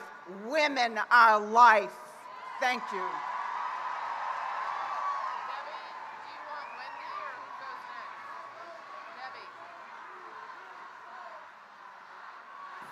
Buenos dias. We're the Latinos in the house. I'm Jessica Gonzalez Rojas from the National Latina Institute for Reproductive Health, and I'm here with my women of color sisters representing reproductive justice at the March for Women. I stand here today to boldly and proudly proclaim in the face of fascism that we stand for health, dignity, and justice for all people. And we will fight against racism, sexism, xenophobia, racism, transphobia, homophobia. We're going to be fighting this with all our hearts. That's right. This is a hard moment, folks, but we are a resilient community. We are a community who've been fighting. We stand on the shoulders of our ancestors, and we're here and we will resist. That's right. Our community, our Latino community, aquí estamos y no nos vamos. That's right. So we will continue to fight in the face of this administration and stand up for reproductive health, dignity, and justice. Gracias. Hello, my name is Sangyan, and I'm here representing our Asian American Pacific Islander community marching here with us today. I stand here before you as an immigrant from South Korea, a mother of a Korean African-American daughter, and I am marching today because we cannot normalize the presidency of someone who does not demonstrate that he values women, immigrants, and people of color. not only in his speech, but in his action. I will not sit silent while Trump revokes DACA and separates our immigrant families, and I will not sit silent while Trump cuts funding from programs that prevent violence against women. And I will not sit silent while accessible health care is taken away from us. And I will not sit silent while the administration attacks our right to choose if we want to parent, when we want to parent, and how we parent. What's up, everybody? How you doing today? My name is Monica Simpson, and I am the Executive Director of Sister Song. We are the National Women of Color Reproductive Justice Collective, and I stand before you representing Trust Black Women and the Black Mamas Matter Alliance. Reproductive justice, a movement named by Black women 22 years ago and organized and led by women of color, exemplifies the charge given to us from Audre Lorde. She said we cannot have single-issue movements because we do not live single-issue lives. Reproductive justice fights for access to safe and healthy and legal abortions because having an abortion is not a sin, it is not genocide, it is our human right. Reproductive justice addresses police brutality because when Black men, women, and children are being taken down and have to live a life with fear, that is reproductive injustice. We fight for health care reform because Black women are dying at a rate 4 times higher than white women in childbirth, and we must address how racial and gender discrimination still resides in our health care system. This reproductive justice movement understands that our movements are inextricably linked. All of us must work together to do this work, to get to freedom and to see justice. We are not afraid to fight for our human right to have children or not. We are not afraid to fight for our human right to live free from violence against our bodies, our families, and our community. We are not afraid to call out the system of white supremacy that continues to overly criminalize and police and coerce and violate and kill us. We will always resist. Sister Song celebrates 20 years this year of amplifying the voice and the work of Indigenous women and women of color. And this movement wants you. We need you because it will take all of us to get to the other side. So join us in October for our national conference and let's build a movement for justice. Thank you. Do you want to march? Do you want to march? Are you ready to march? There are so many people here today that folks are already marching. We've had such an incredible group of people show up that we've got a few things that we have to do. Number one, Jonelle Monáe, Maxwell, and a few other incredible artists are going to be coming before you in just a moment. Also, we have a few speakers left, just a few. After 30 seconds, I'm gonna stand with them and cut the microphone off. Are y'all with me? Are y'all with me? 30 seconds. All right, who we got next, y'all? In the name of Allah, most gracious and most merciful, all praise is due to the God Most High. First, I want to tell you, I stand here as an African-American Muslim woman. I stand here on the heels of the Native Americans, the Africans who came before Columbus. I stand here on the heels of Harriet Tubman, Imam Boukman, Noble Drew Ali, Marcus Garvey, Elijah and Clara Muhammad, Martin and Coretta, Malika and Betty, and Wharf Dean Muhammad. There's a teaching in Islam that says the womb of the woman is connected to the throne of God. So when you say truth, God will rain down truth. When you say justice, God will rain down justice. When you say no more, it will be no more. Women, we as Muslim Americans, we stand with you. Never let Islamophobia, fear, let me tell you, never stand between us. There's nothing radical about Islam unless peace is radical. Nothing radical unless justice is radical. Nothing radical unless solidarity is radical. And there's nothing Islamic about terrorists. We stand with you today for action.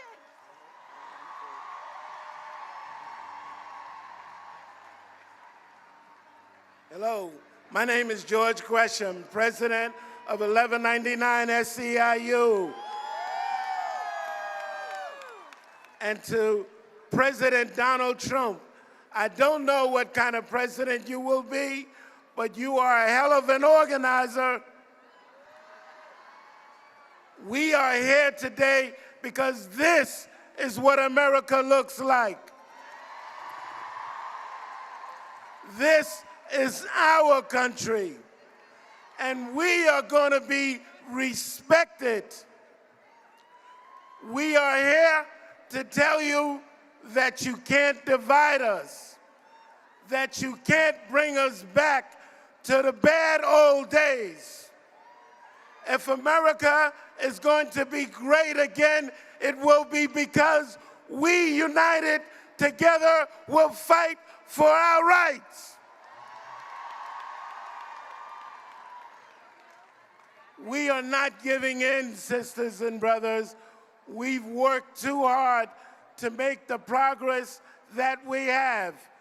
And the fact that we're here today is true, that we in this country will stick together, we will fight together, we will support each other, we will stand up for women's rights, we will stand up for immigrants' rights, we will stand up for workers' rights, we will stand up for human rights, environmental rights. You can't.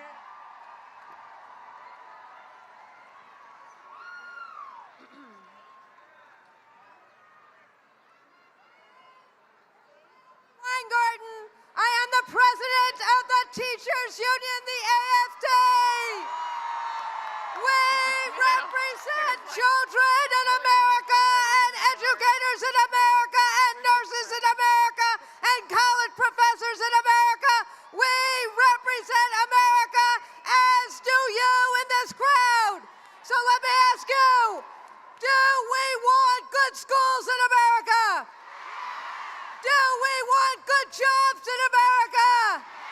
Do we want reproductive health in America? Do we want to control our bodies in America? Do we want to fight against Islamophobia, xenophobia, racism, and sexism? If so, we must stand up like you are right now. Will we act against Donald Trump? Will we use our voices? Let's march. Sisters and brothers, my name is Wendy Carrillo.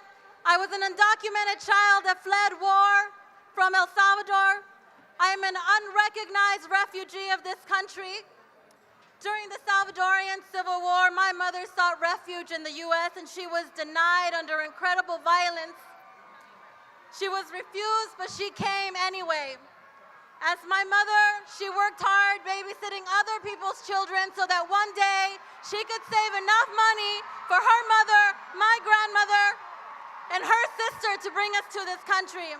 I am here because of her courage and the sacrifices of my biological father, who paid with his life so that other people could have a right to vote. My father, who raised me, whose family toiled in the fields of California, petitioned for my mother and I so that we could one day have residency. And before the age of 21, I became a citizen of this country. I am not here just by myself, but with the spirit of my ancestors and millions of women just like you who dare to dream, sacrifice, and fight for all of us. This is our moment, our movement, and we will not go down without a fight. Today I say to you, I am fearless, and we are fearless women. We are fearless women. The fight for freedom will continue. The fight for justice will continue. Sí se puede, y adelante la mujer. Gracias.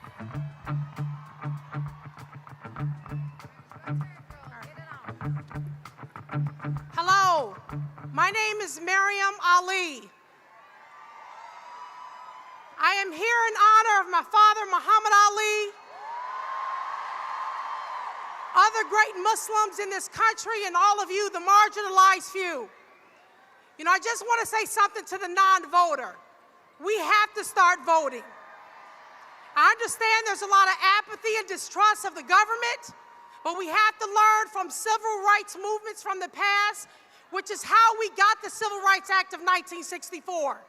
You know, Barack Obama said something, and he told me to keep it short, so I'm gonna keep it short. He said, don't boo, vote. So this is what we gotta do. Don't get frustrated, get involved. Don't complain, organize. You know, so many people binge watch television for hours and hours. They're in their telephones. They're on the computer or on Facebook for hours, but they won't, and they'll stand up for their sports teams. They know every rule of the NBA and the NFL, but they don't know how local government works. We have to start spending time and being responsible for all humanity and stand up for equal rights. Thank you. And the greetings of peace of all Muslims. Assalamu alaikum. Hello, good afternoon. I am standing next to DJ Beverly Bond. She is not just a DJ, though. She is the founder of Black Girls Rock. And I'm standing with the legendary MC Light. I am woman, hear me roar! The women that we are about to introduce to you have suffered unfathomable loss from racist violence. But they are here out of love for their children and ours. Please welcome to the stage the mothers of the movement. Lucia Macbeth, Maria Hamilton, Gwen Carr, Hawa Ba, and Sabrina Fulton.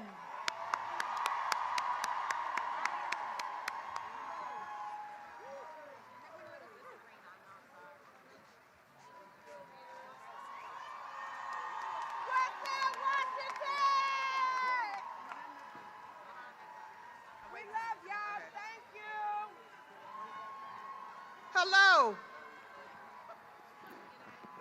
Hello. First of all, I need you guys to do something for us to give us energy because we're still amateurs at this.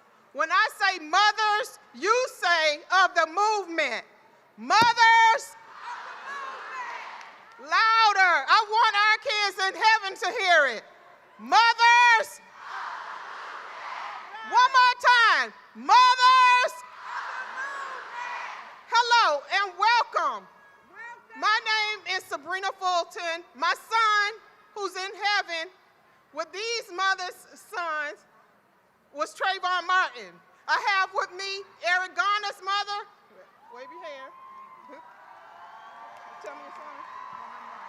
Muhammad Barr, mom. Dontre Hamilton's mom. And Jordan Davis' mom. All our sons are in heaven, and we continue to fight for our children. We will not stop.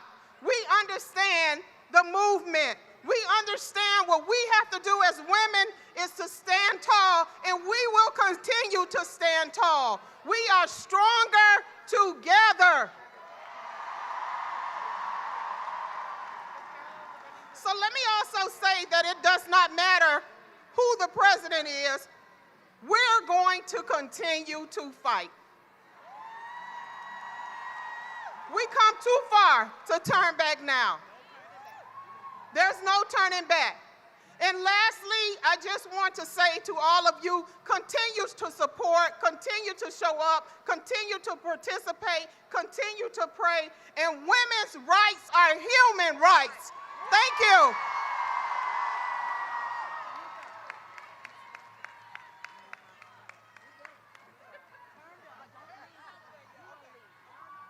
All right, y'all ready to march, I know. But I have a very, very special surprise for you right now. Real special. I need y'all to give me a round of applause just to get me pumped up so I can bring this person out. We have a Grammy Award winning sister in the house, my dear sister and friend, Alicia Keys. Tamika. Ladies and gentlemen, are we here? Are you you ready to march? Say yeah! Out of the huts of history's shame, I rise. Up from a past that is rooted in pain, I rise. I'm a black ocean leaping and wide, welling and swelling, I bear in the tide, leaving behind nights of terror and fear. I rise into a daybreak that is wondrously clear. I rise, bringing the gifts that my ancestors gave. I am the dream and the hope of the slave. I rise. Now, I know you've been hearing a lot of talking, and we all have so much to say inside of us. I just want to thank you so much for your courage. Thank you so much for your womanliness. Thank you so much for your strength. Thank you so much. Let us continue to honor all that is beautiful about being feminine. We are mothers. We are caregivers. We are artists. We are activists. We are entrepreneurs, doctors, leaders of industry and technology. Our potential is unlimited. We rise. We rise. We will not allow our bodies to be owned and controlled by men in government or men anywhere for that matter. We will not allow our compassionate souls to get stepped on. We want the best for all Americans. No hate, no bigotry, no Muslim registry. We value education, healthcare, and equality. We will continue to rise until our voices are heard, until our planet's safety is not deferred, until our bombs stop dropping in other lands, until our dollar is the same dollar as a man's. And we continue to recognize that, yes, we can. Until everyone respects Mother Energy and everyone with a belly button must agree. So I need you to repeat after me. We are here. We're on fire. Living in a world that's on fire. Feet on the ground, not backing down. Feet on the ground, not down. This girl is on fire.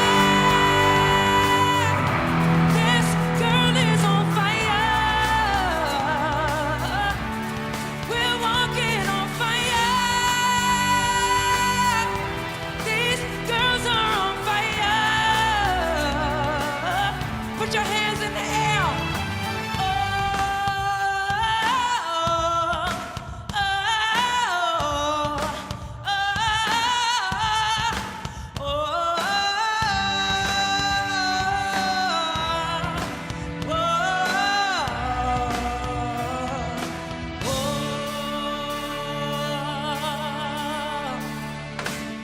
We these fly girls and we on fire.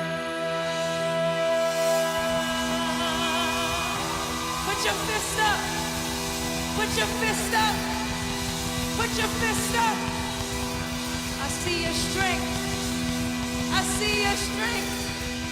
We feel you.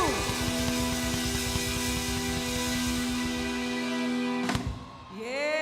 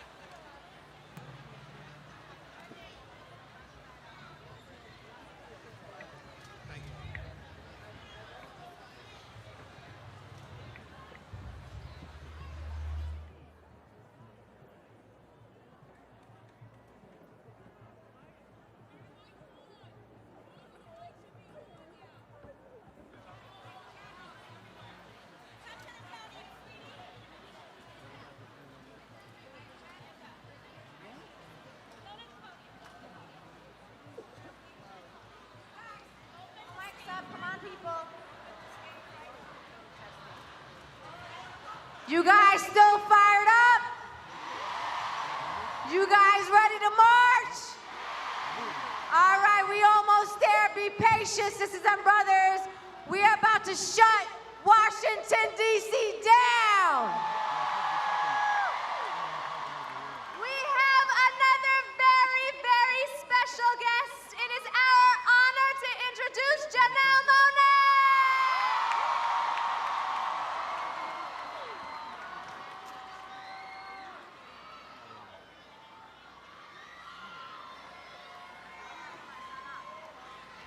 Hello, future.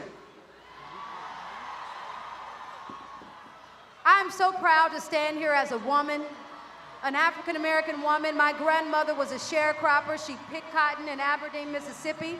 My mother was a janitor, and I am a descendant of them, and I am here in their honor to help us move forward and fem the future. I just want to say, I want to remind you that it was woman that gave you Dr. Martin Luther King Jr. It was woman that gave you Malcolm X. And according to the Bible, it was a woman that gave you Jesus. Don't you ever forget it. And we must remind them, those who are abusing their power. That is what I am here today to march against, the abuse of power. I want to say to the LGBTQ community, my fellow brothers and sisters, to immigrants, my fellow brothers and sisters, to women, continue to embrace the things that make you unique, even if it makes others uncomfortable. You are enough. And whenever you feel in doubt, whenever you want to give up, you must always remember to choose freedom over fear.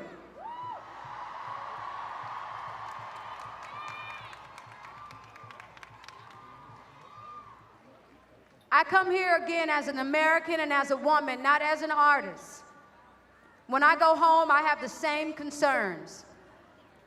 When I see bullies trying to bully you, just know that I am upset about it, and it does not go unnoticed. The things that are happening from Washington to even other Americans abusing their power and abusing others will be hidden no more.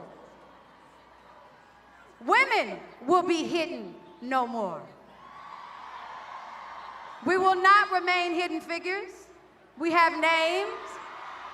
We're complete human beings, and they cannot police us, so get off our areolas. Get off our vaginas.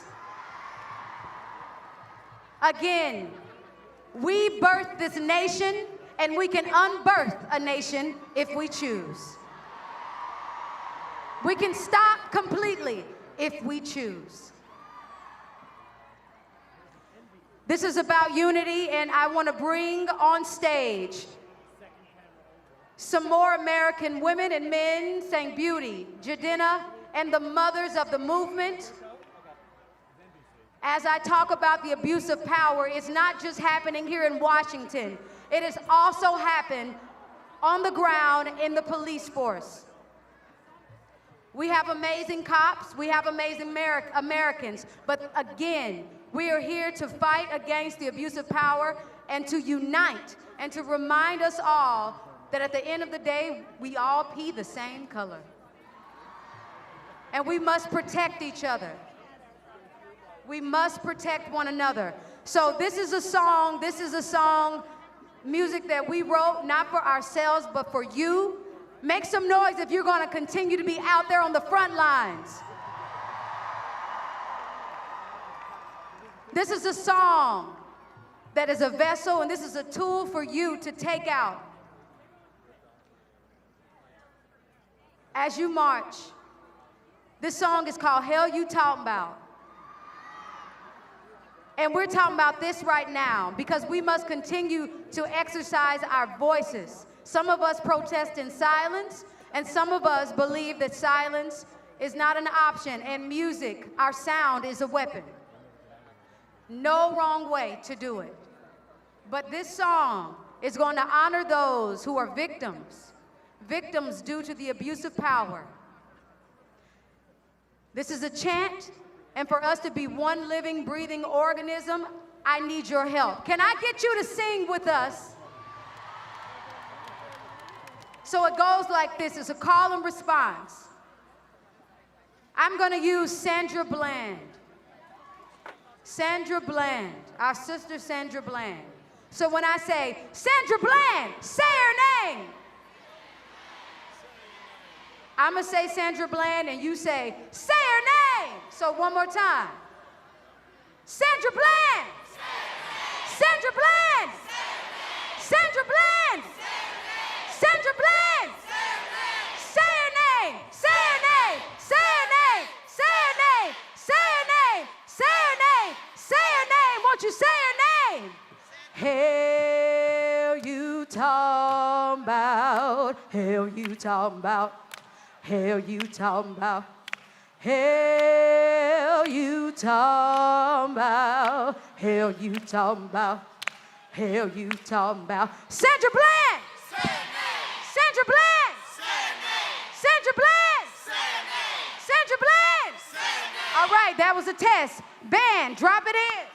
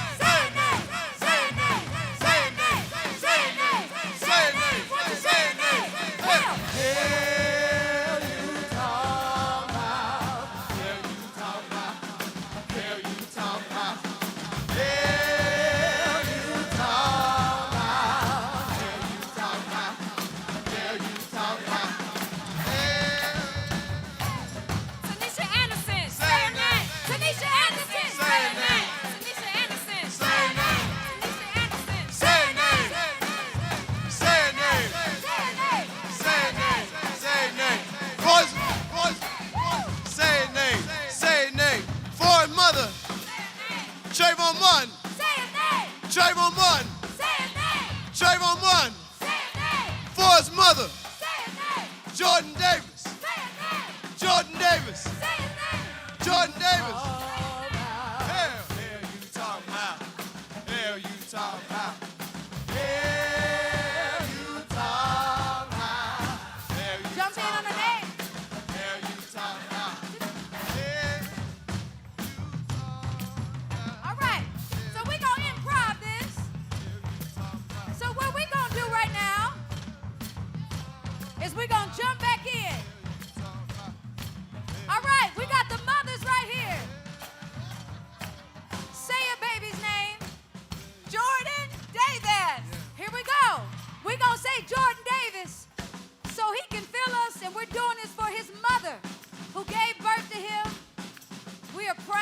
you for standing up here with us today.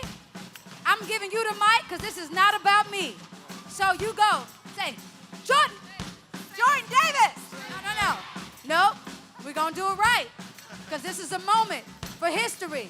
We're going to have a moment together where we're listening and we are in tune. We are in tune, all right? 1, 2, 3. Jordan Davis. Say a name. Jordan Davis. Say a name. Jordan Davis. Say a name. Jordan Davis. Say a name. Jordan Davis. Say a name. Jordan Davis. Say a name. Jordan Davis. Say a name. Jordan Davis. Say a name. Say his name. Say his name. Say his name. Say his name. Say his name. Say his name. Say his name. Won't you say his name? Yeah. We got another mother. Eric Gardner's mother. And we're going to give you the mic. This is not about me. This is about you. This is about your son. And this is about all of us fighting back against the abuse of power. So when this comes in, we want to be in tune with you on the 1, 2. Say his name. 1, 2, 3. Eric Gardner. Say name. Eric Gardner. Say name. Eric Gardner. Say name. Eric Gardner. Say name. Eric Gardner. Say name. Eric Gardner. Say name. Eric Gardner. Say name. Eric Gardner. Say name. Woo!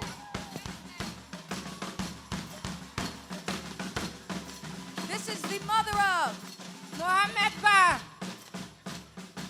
Mohammed Ba was my son. In 2012, NYPD came and executed him. The execution and cover up. We need a justice for all. Mohammed Ba. Mohammed Ba. Okay, let's go. 1, 2, 1. Mohammed Ba.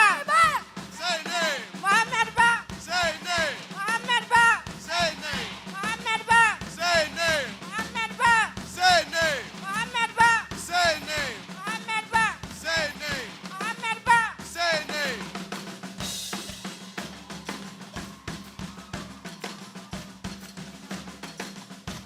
The mother of Trayvon Martin, thank you for your words and thank you for everything. This is about you. Trayvon Martin. Say name. Trayvon Martin. Say name. Trayvon Martin. Say name. Trayvon Martin. Say name. Trayvon Martin. Say name. Trayvon Martin. Say name. Trayvon Martin. Say name. Trayvon Martin. Say name.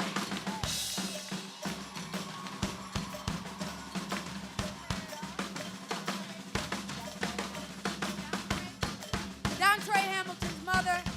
Here we go. 1, 2. 1, 2, 3. Dontre Hamilton. Say name. Dontre Hamilton. Say name. Dontre Hamilton. Say name. Dontre Hamilton. Say name. Dontre Hamilton. Say name. Dontre Hamilton. Say name. Dontre Hamilton. Say name. Dontre Hamilton. Say name.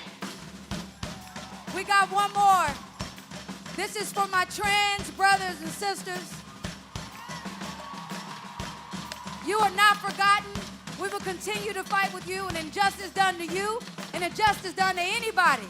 Any of you is one done to me and should be one done to all of us.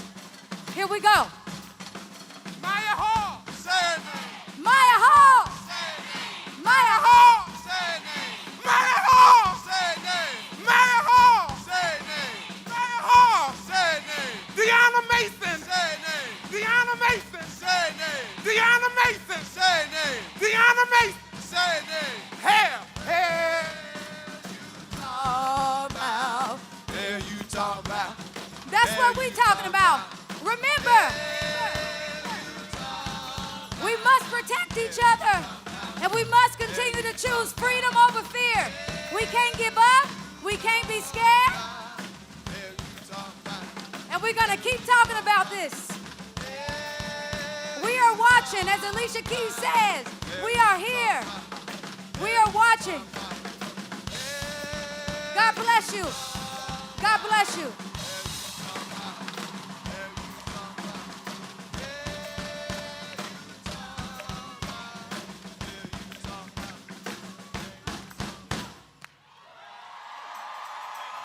Ladies and gentlemen,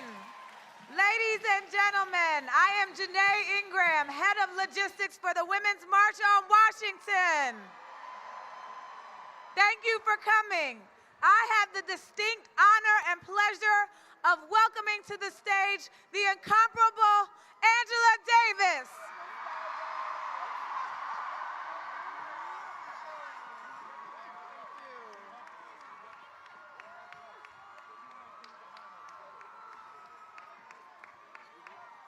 So, at this very challenging moment in our history, let us remind ourselves that we, the hundreds of thousands, the millions of women, trans people, men, and youth who are here at the Women's March, we represent the powerful forces of change that are determined to prevent the dying cultures of racism, heteropatriarchy from rising again.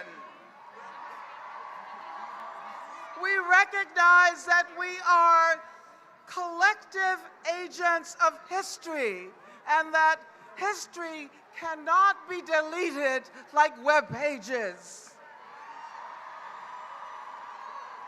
We know that we gather this afternoon on indigenous land. And we follow the lead of the first peoples who, despite massive genocidal violence, have never relinquished the struggle for land, water, culture, their people. We especially salute today the Standing Rock Sioux. The freedom struggles of Black people that have shaped the very nature of this country's history cannot be deleted with the sweep of a hand. We cannot be made to forget that Black lives do matter. This is a country anchored in slavery and settler colonialism, which means, for better or worse, the very history of the United States is a history of immigration and enslavement. Spreading xenophobia, hurling accusations of murder and rape, and building walls will not erase history. No human being is illegal.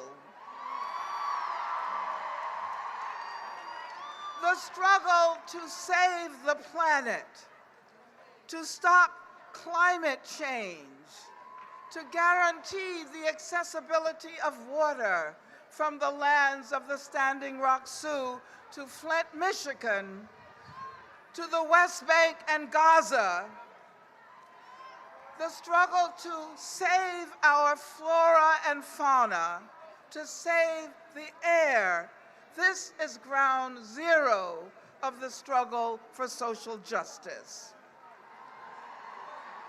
This is a women's march, and this women's march represents the promise of feminism as against the pernicious powers of state violence. An inclusive and intersectional feminism.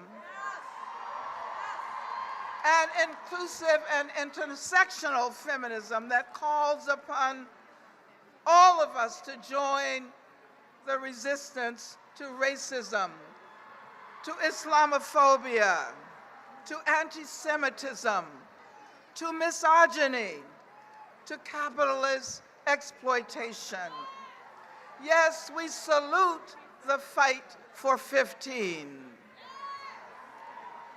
We dedicate ourselves to collective resistance. Resistance to the billionaire mortgage profiteers and gentrifiers. Resistance to the healthcare privateers. resistance to the attacks on Muslims, on immigrants, resistance to the attacks on disabled people, resistance to state violence perpetrated by the police and through the prison industrial complex, resistance to institutional and intimate gender violence, especially against trans women of color. Almost done. Women's rights are human rights all over the planet, and that is why we say freedom and justice for Palestine. We celebrate the impending release of Chelsea Manning and Oscar Lopez Rivera, but we also say free Leonard Peltier, free Mumia Abu Jamal, free Assata Shakur. Over the next months and years, we will be called upon to intensify our demands for social justice, to become more militant in our defense of vulnerable populations. Those who still defend the supremacy of white male heteropatriarchy had better watch out. The next 1,459 days of the Trump administration will be 1,459 days of resistance. Resistance on the ground, resistance in the classrooms, resistance on the job, resistance in our art and in our music. This is just the beginning. And in the words of the inimitable Ella Baker, we who believe in freedom cannot rest until it comes. Thank you.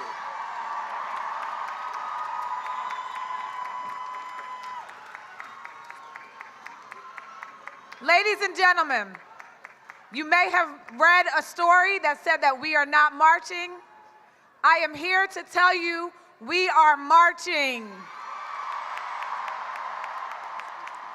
We are marching, and we are going to use Constitution Avenue. Please use the numbered streets to march to your north, which is this way. March to the north, get to Constitution Avenue, and turn left. Go to the Washington Monument. I got it. Go to the Washington Monument and turn to the right. You will see the ellipse, and then we can go home. We have people from here to the ellipse. We have already achieved our goals, but we are marching. Take care of the elders and the kids. Make sure you take care of the elders, the kids, and help your neighbors. We want this to be a safe march, but we still have speakers and we still have program. It's going to take everyone in the back a little bit of time to prepare, so please take your time as we are preparing to march. Let us hear from the rest of our speakers. Give it up for Raquel Willis. All right, hi everyone. I know you are amped and ready to go. I promise I won't take too much of your time. And before I start, I want us to take a second and look around. Look at all of these people who are gathered here to take a stand. These are your partners in resistance and liberation. And today, y'all are making a commitment to each other and to a new vision of liberation. Now, when I was younger, my father used to always tell me, walk like you know where you're going. I thought he was just trying to be deep. I didn't know what he was talking about. But when I was 19, he died, and I quickly learned what he meant. He was no longer my guidance and my safety net, and that loss pushed me to figure out exactly who I am and the life I wanted to live. I found my voice. And today, I stand here with my mom as a proud, unapologetic, queer, Black, transgender woman from Augusta, Georgia. I'm more than those labels. I'm a daughter, I'm a sister, an auntie, a friend, a lover, a human, and a feminist. And so I want to stress the importance of us being intentional about inclusion. I think about historically trans women of color like Sylvia Rivera and Marsha P. Johnson, who lit the fire on the LGBTQIA rights movement. And they were quickly kicked out and erased. They share a common thread with Sojourner Truth, another revolutionary woman. And just like her, Black women, women of color, queer women, trans women, disabled women, Muslim women, and so many others are still asking many of y'all, ain't I a woman? So as we commit to build this movement of resistance and liberation, no one can be an afterthought anymore. We must hold each other in love and accountability.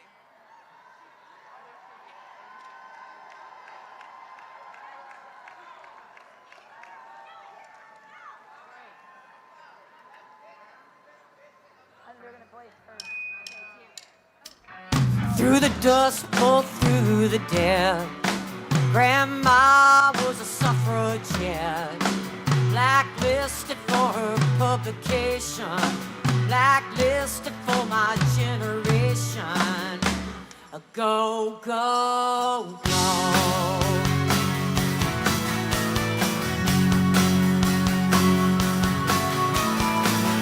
Raise your hands, raise your hands high.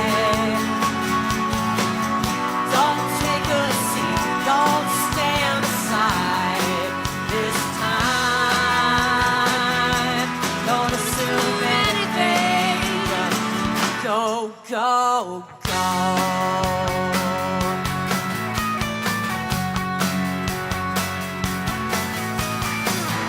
Feed the fire and fan the flame. I know the kids stand the rain. I know the kids are still upsetters. 'Cause rock is cool, but the struggle is better. Go, go, go.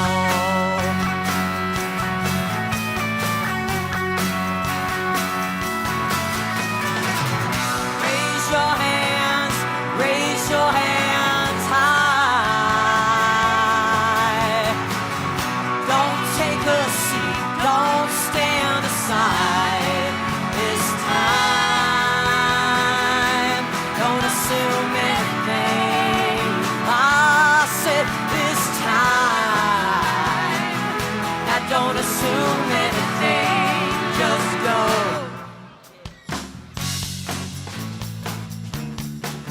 I want a dyke for president. I want a person with AIDS for president and a fag for vice president. I want someone with no health insurance for president. I want someone who grew up in a place where the earth is so saturated. Did they tell you it was set in stone that you'd end up alone? Use your years to psych you out. You're too old to care, you're too young to count. Did they tell you you would come undone when you try to touch the sun? Undermine the underground. You're too old to care, you're too young to count. Go, go, go. I want a president with no air conditioning and a person who stood in line at the clinic, at the DMV, at the welfare office, at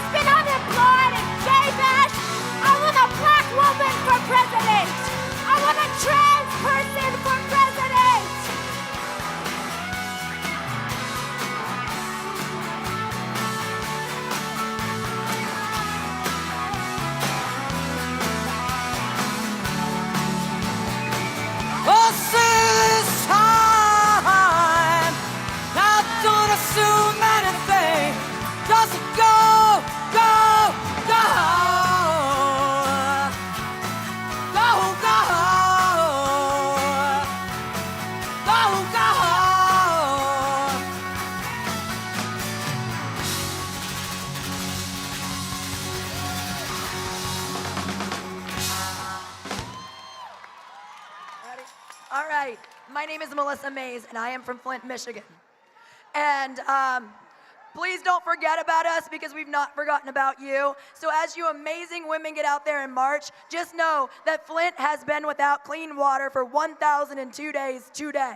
We are poisoned, we are sick, we are pissed off, but we have not let that stop us. We have gone out the streets, in the courts, and we stand together. We stand with all of you, and as you're out there fighting for the rights that we all deserve, like clean water and clean air, just remember, don't forget about us, and we'll stand with you. Go out there, ladies, have a great day.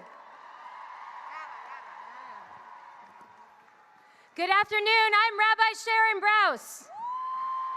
Sometimes it happens, maybe once in a generation, that a spirit of resistance is awakened at the intersection of love and faith and holy outrage.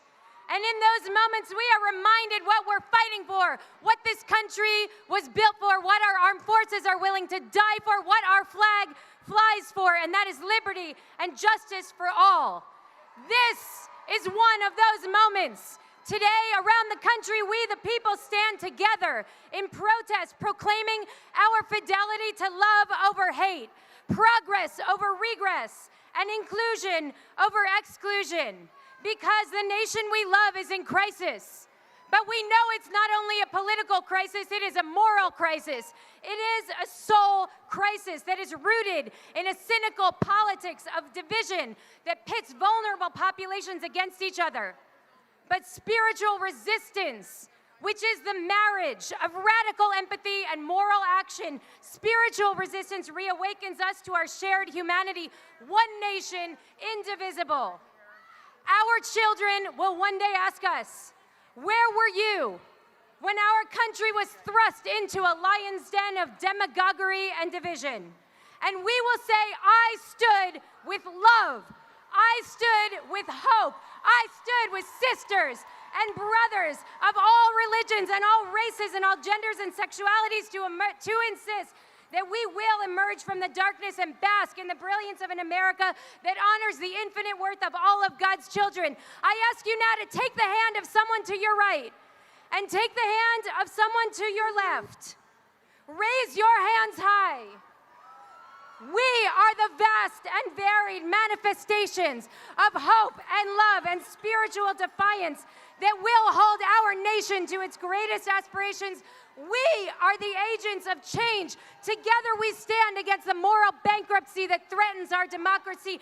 Together we reclaim truth and lift our voices for justice and mercy. Together, we become the midwives of a new America. Shabbat Shalom. May this holy day bring peace to all of us and peace to our beloved country. Thank you. I have one quick announcement before an amazing guest. There is a 12-year-old little girl who has been separated from her parents. She is in that white tent. Her name is Claire. She has red hair and Converse shoes. She's in that tent to my right. Claire, 12 years old. She's safe and fine, but go to that tent. Thank you. And it is my honor to introduce the amazing, the incredible Maxwell.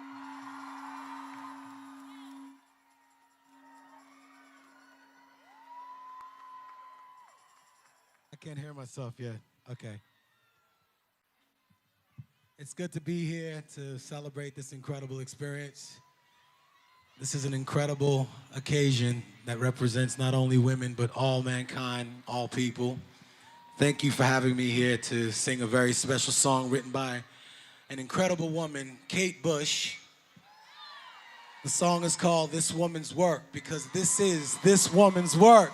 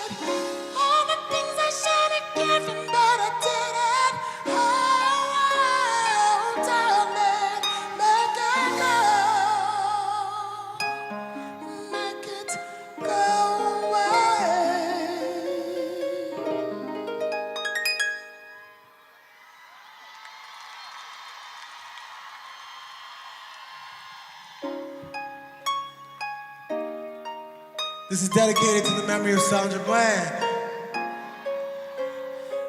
To all the women out there who have come before us, to Gloria Steinem, to Angela Davis, to the future mothers of America and all around the world.